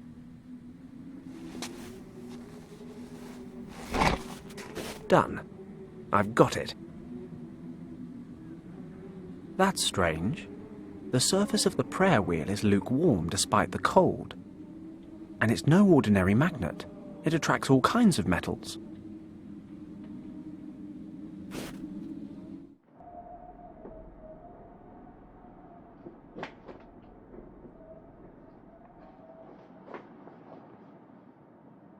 Okay. I'll hang the prayer wheel on the pulley hook. Let's see what we can catch.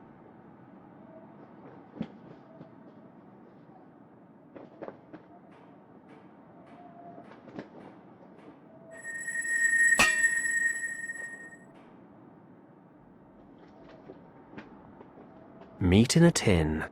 The classy option. It's ready to lower down the prayer wheel.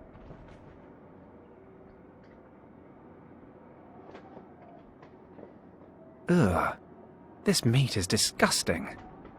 Best before 2010?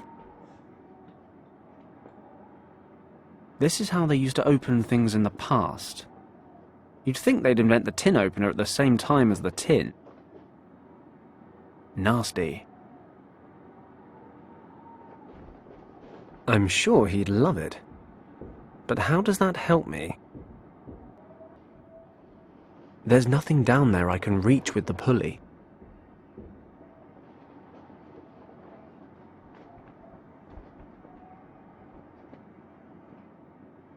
Should be a nice, quiet landing.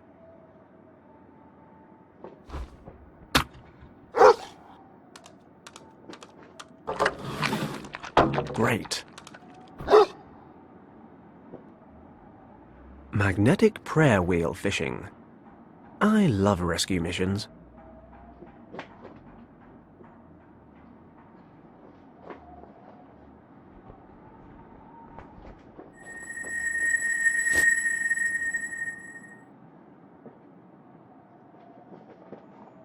There's something interesting about this prayer wheel. I'll hold on to it.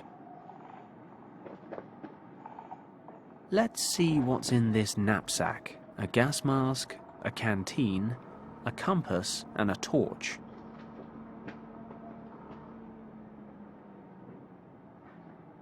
Smells like fruity tea.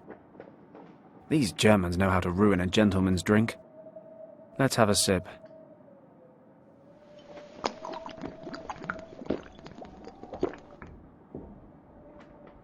That was a mistake. It's sour. There's a fold-out magnifying glass on the lid of the compass. The torch lens is broken and the battery's weak, but it's just about working. The seals and the filter appear to be in good shape.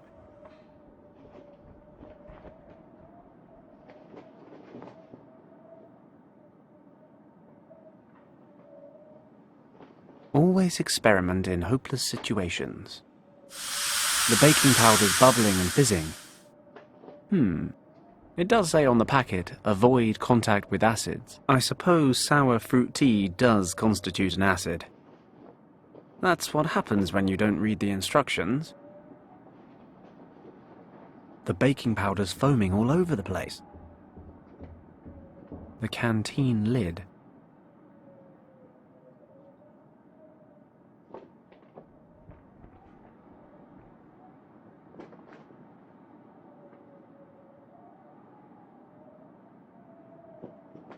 It'll just bubble away in the snow. I need something with a bit more kick. Something a bit more Fenton Paddock.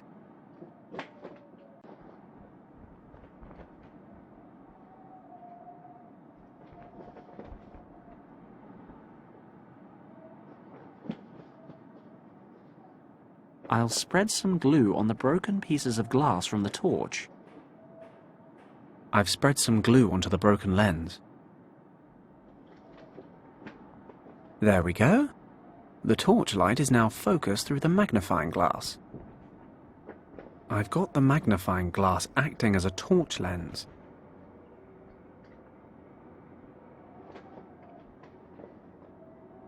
All right, let's get this bugger back in his house.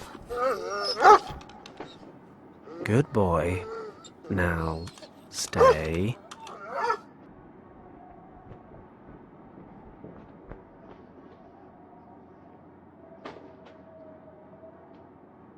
I can't screw it on too tight. The gas might make it explode. Which I assume would be bad if I'm still holding onto it. I've screwed the lid on but left a gap. I make this airtight and it'll probably explode. With the lid sealed tight, the canteen should blow in a few seconds. Should be enough to bring down that snowdrift right on top of the mud. Here goes.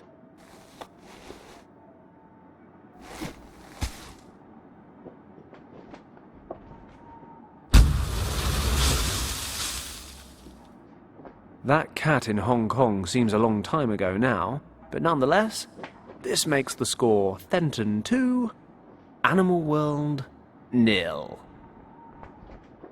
You're more intelligent than a dog. I can't think of any possible way to express my admiration more clearly. Just hang on my every word.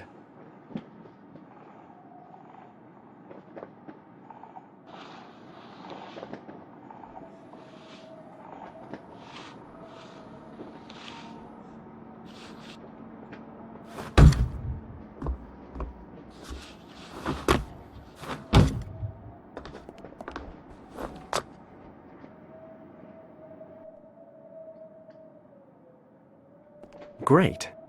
The snow should put the Doberman on ice for a while. Sorry, that was bad. Is rescuing an angry Doberman a good idea? No. No, it isn't.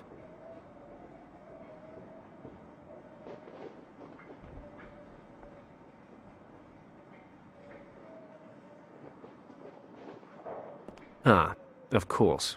The batteries died.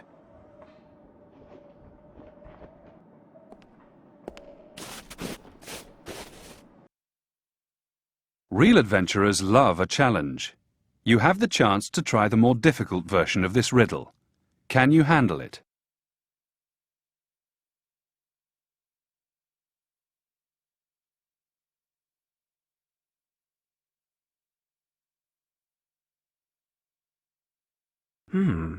This box is a giant battery. Impressive equipment, but what the hell is this? I thought Germans were supposed to be efficient. If I can get these connected properly, we should be able to shed some light on the situation.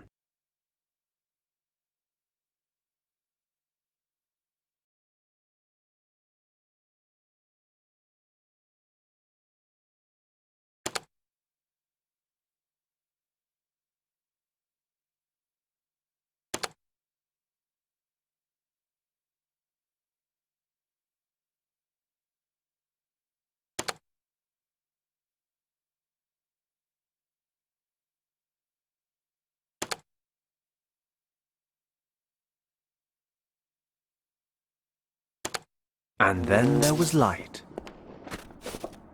I'll give this to you. You do get there, eventually, despite all sensible evidence to the contrary. I'm ignoring that. Now, this secret door must be around here somewhere.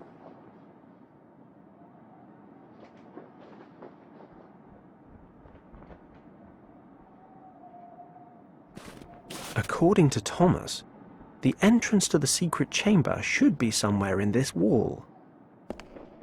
Nothing out of the ordinary. I suppose that's why it's a secret door. Just these small round ornaments in the wall. It's a round metal plate, embedded in the wall. It won't budge. It's a round metal plate. It won't budge. It's a round... It won't...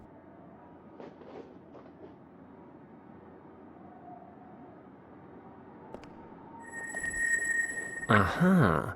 The magnetic force has swung open the metal plate. A mosaic of 2 dragons.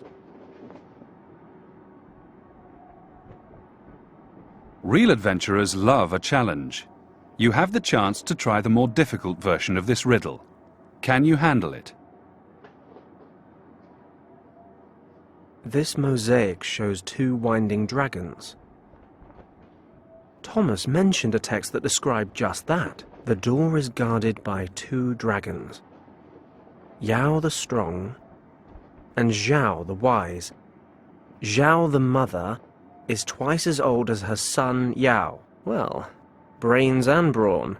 I'm the full package. Better get cracking on this.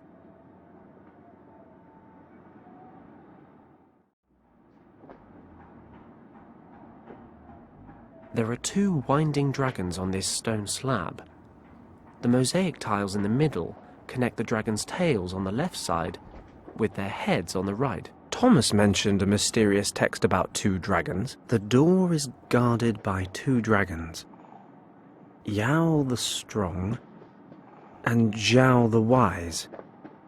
Zhao the mother is twice as old as her son, Yao. I guess the upper dragon is the mother, Zhao, so the lower one must be her son, Yao. The mother is twice as old as her son. How on earth is that supposed to help me? Each stone has a piece of the dragon on it, but it can be shifted around to show different pieces.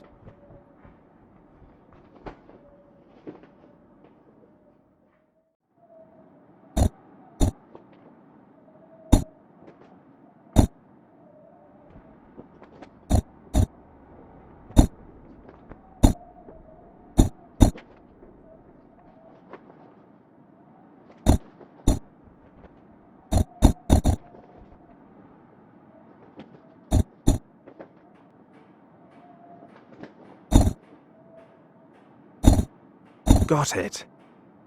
The body of the mother dragon covers twice as many tiles as her son's, twice as old. So that's what it meant. Ta-da! You're beginning to scare me. Come on, let's go.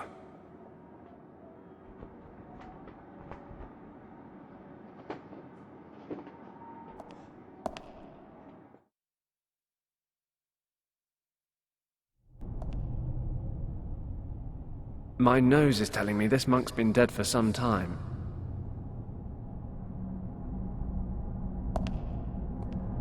Richard? Richard, are you here? Where are you going? Wait here and don't touch anything. What's that? A belt pack. Richard's? Must be. So where is he? I'll have a look around. Maybe there's another exit.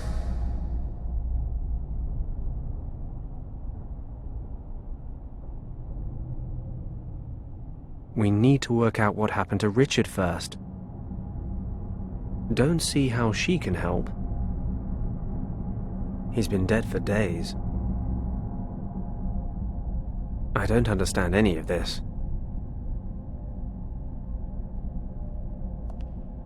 A stone column. No idea what it's for, but I can't move it. I don't understand any of this. It's a huge carving of a dragon. The British Army belt pack. The pouches are empty, but it's got to be Richard's.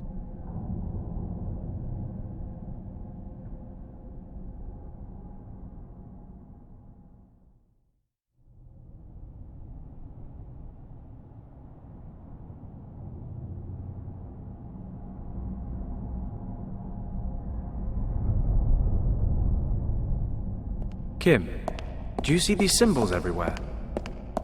They're hard to miss, aren't they?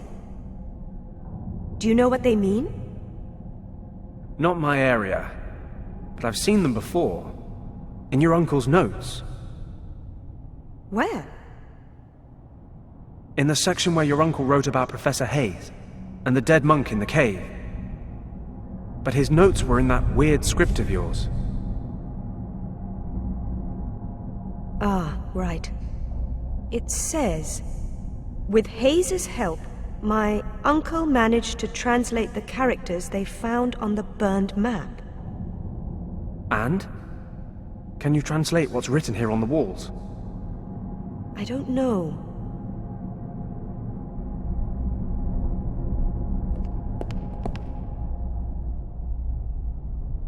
Hayes thought these weren't really hieroglyphics in the truest sense of the word, meaning he didn't think the pictures actually represented words. So what are they then? He believed they may have been the first real writing system, a proto-script. Okay. Is that good? That's good, right? You can translate it. Can't really say until I've taken a good look at it. If I'm going too slow, feel free to take over. Sorry, I just don't know how much time we have before the guards notice the open door. Okay. So according to Hayes, the characters don't represent individual words. They represent complete sentences. Really? Yes. The characters aren't arranged in horizontal or vertical lines. They're organized in squares. How practical. I think the characters over the door read, "Behind the gate in this room, the sleeping dragon is hidden." So there is another exit. Where? Maybe there's something about it here.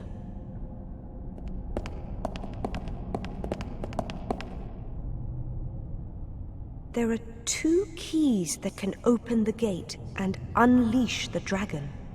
One is protected by the guardians of the gate, hidden in a far distant place. The other key is waiting for those who, in the coming age, will have the power to confront the monster. Looking through the eye of the dragon reveals the hiding place on the Keeper's map.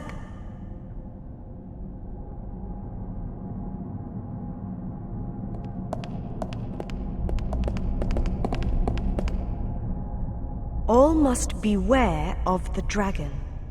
Its power is tempting, but death and decay await those who cannot tame it. That's it? I'm afraid so. Great.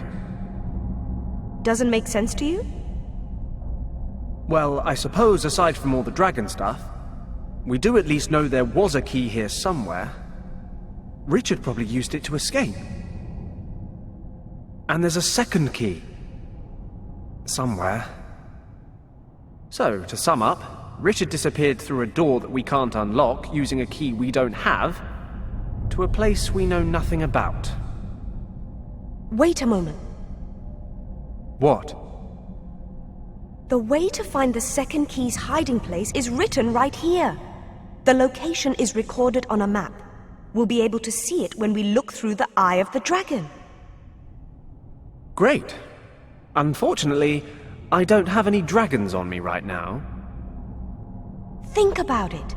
When Hayes and my uncle found the monk, they said he had the remains of a map, along with a gemstone resembling the eye of a dragon.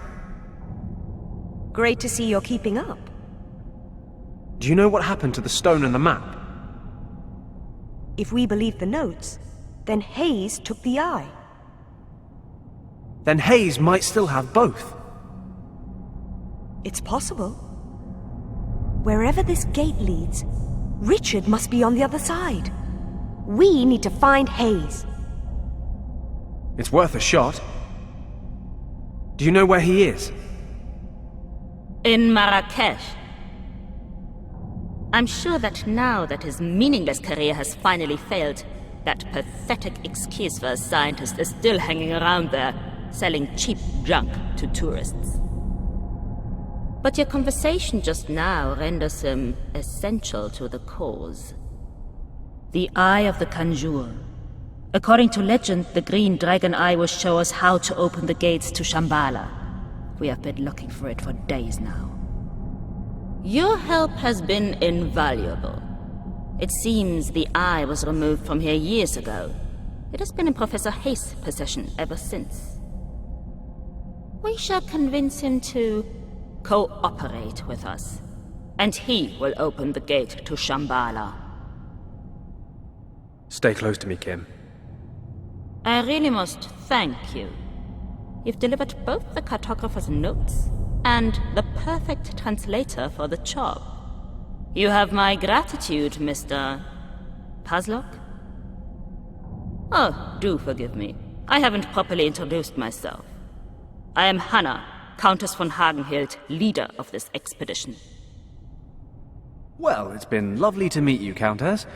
So, unless you need us for anything else, we'll just let ourselves out. I'm afraid I'm unable to allow that. You must understand the importance of this location. Sure. So important you had to murder a load of innocent people to secure it. I wouldn't expect you to understand. Unfortunately, you won't live long enough to see the wonders of Shambala with your own eyes, nor the power that these wonders will give us. I'm certainly not going to make the same mistake as our somewhat amateur friends in Hong Kong. I won't keep you alive any longer than is absolutely necessary. Which is around about the next 30 seconds. Take him outside and execute him. Whoa, whoa, whoa! I'm sure there's been some misunderstanding here. Maybe we can help each other. I'm not trying to make friends. I plan to annihilate my enemies. But take heart. My decision affects you alone. The little girl stays alive. For now. She will be very useful in helping us to translate the cartographer's notes. Grasser, take the girl down to the camp and see to it that she is made comfortable. Then send a telegram to Berlin informing the minister that we are leaving for Morocco to take possession of item 28. And tell the museum that we need to examine the original Piri Reis map. They shall make the necessary preparations. Jawohl, Countess. And you two, why are you still standing here? I want this man coloring the snow red.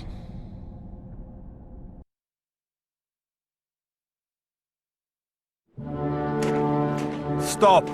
That's far enough. Sometimes you've got to embrace death before escaping him. Here goes nothing. Halt!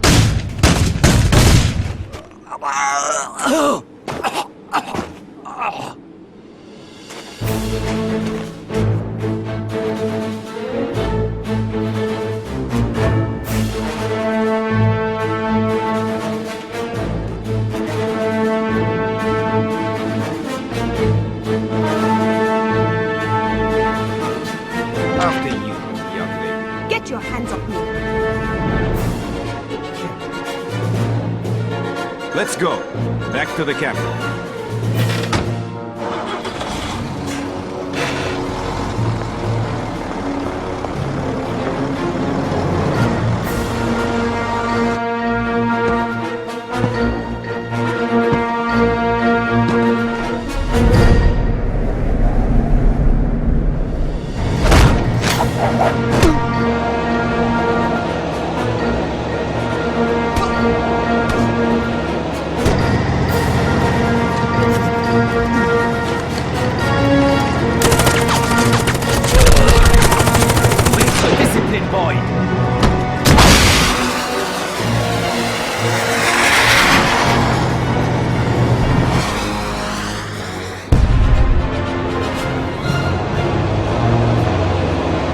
Keep driving.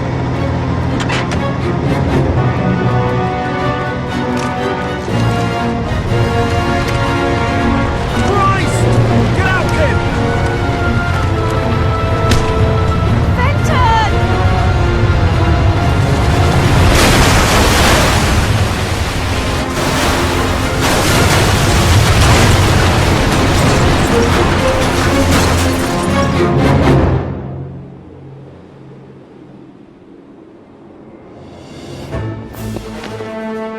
Kim! No!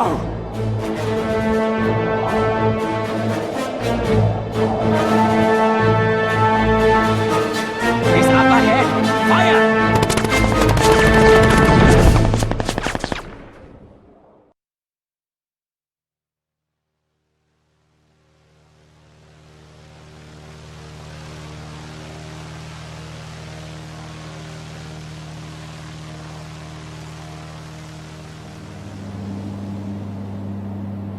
Your whiskey, sir. Thank you. Excuse me for asking, sir, but are you okay? What? Why do you ask? I have a glass of whiskey, a beautiful view of the clouds. What could be wrong? Okay, just let me know if there's anything I can do for you. Thanks. But the only thing that can help me now is time and another whiskey.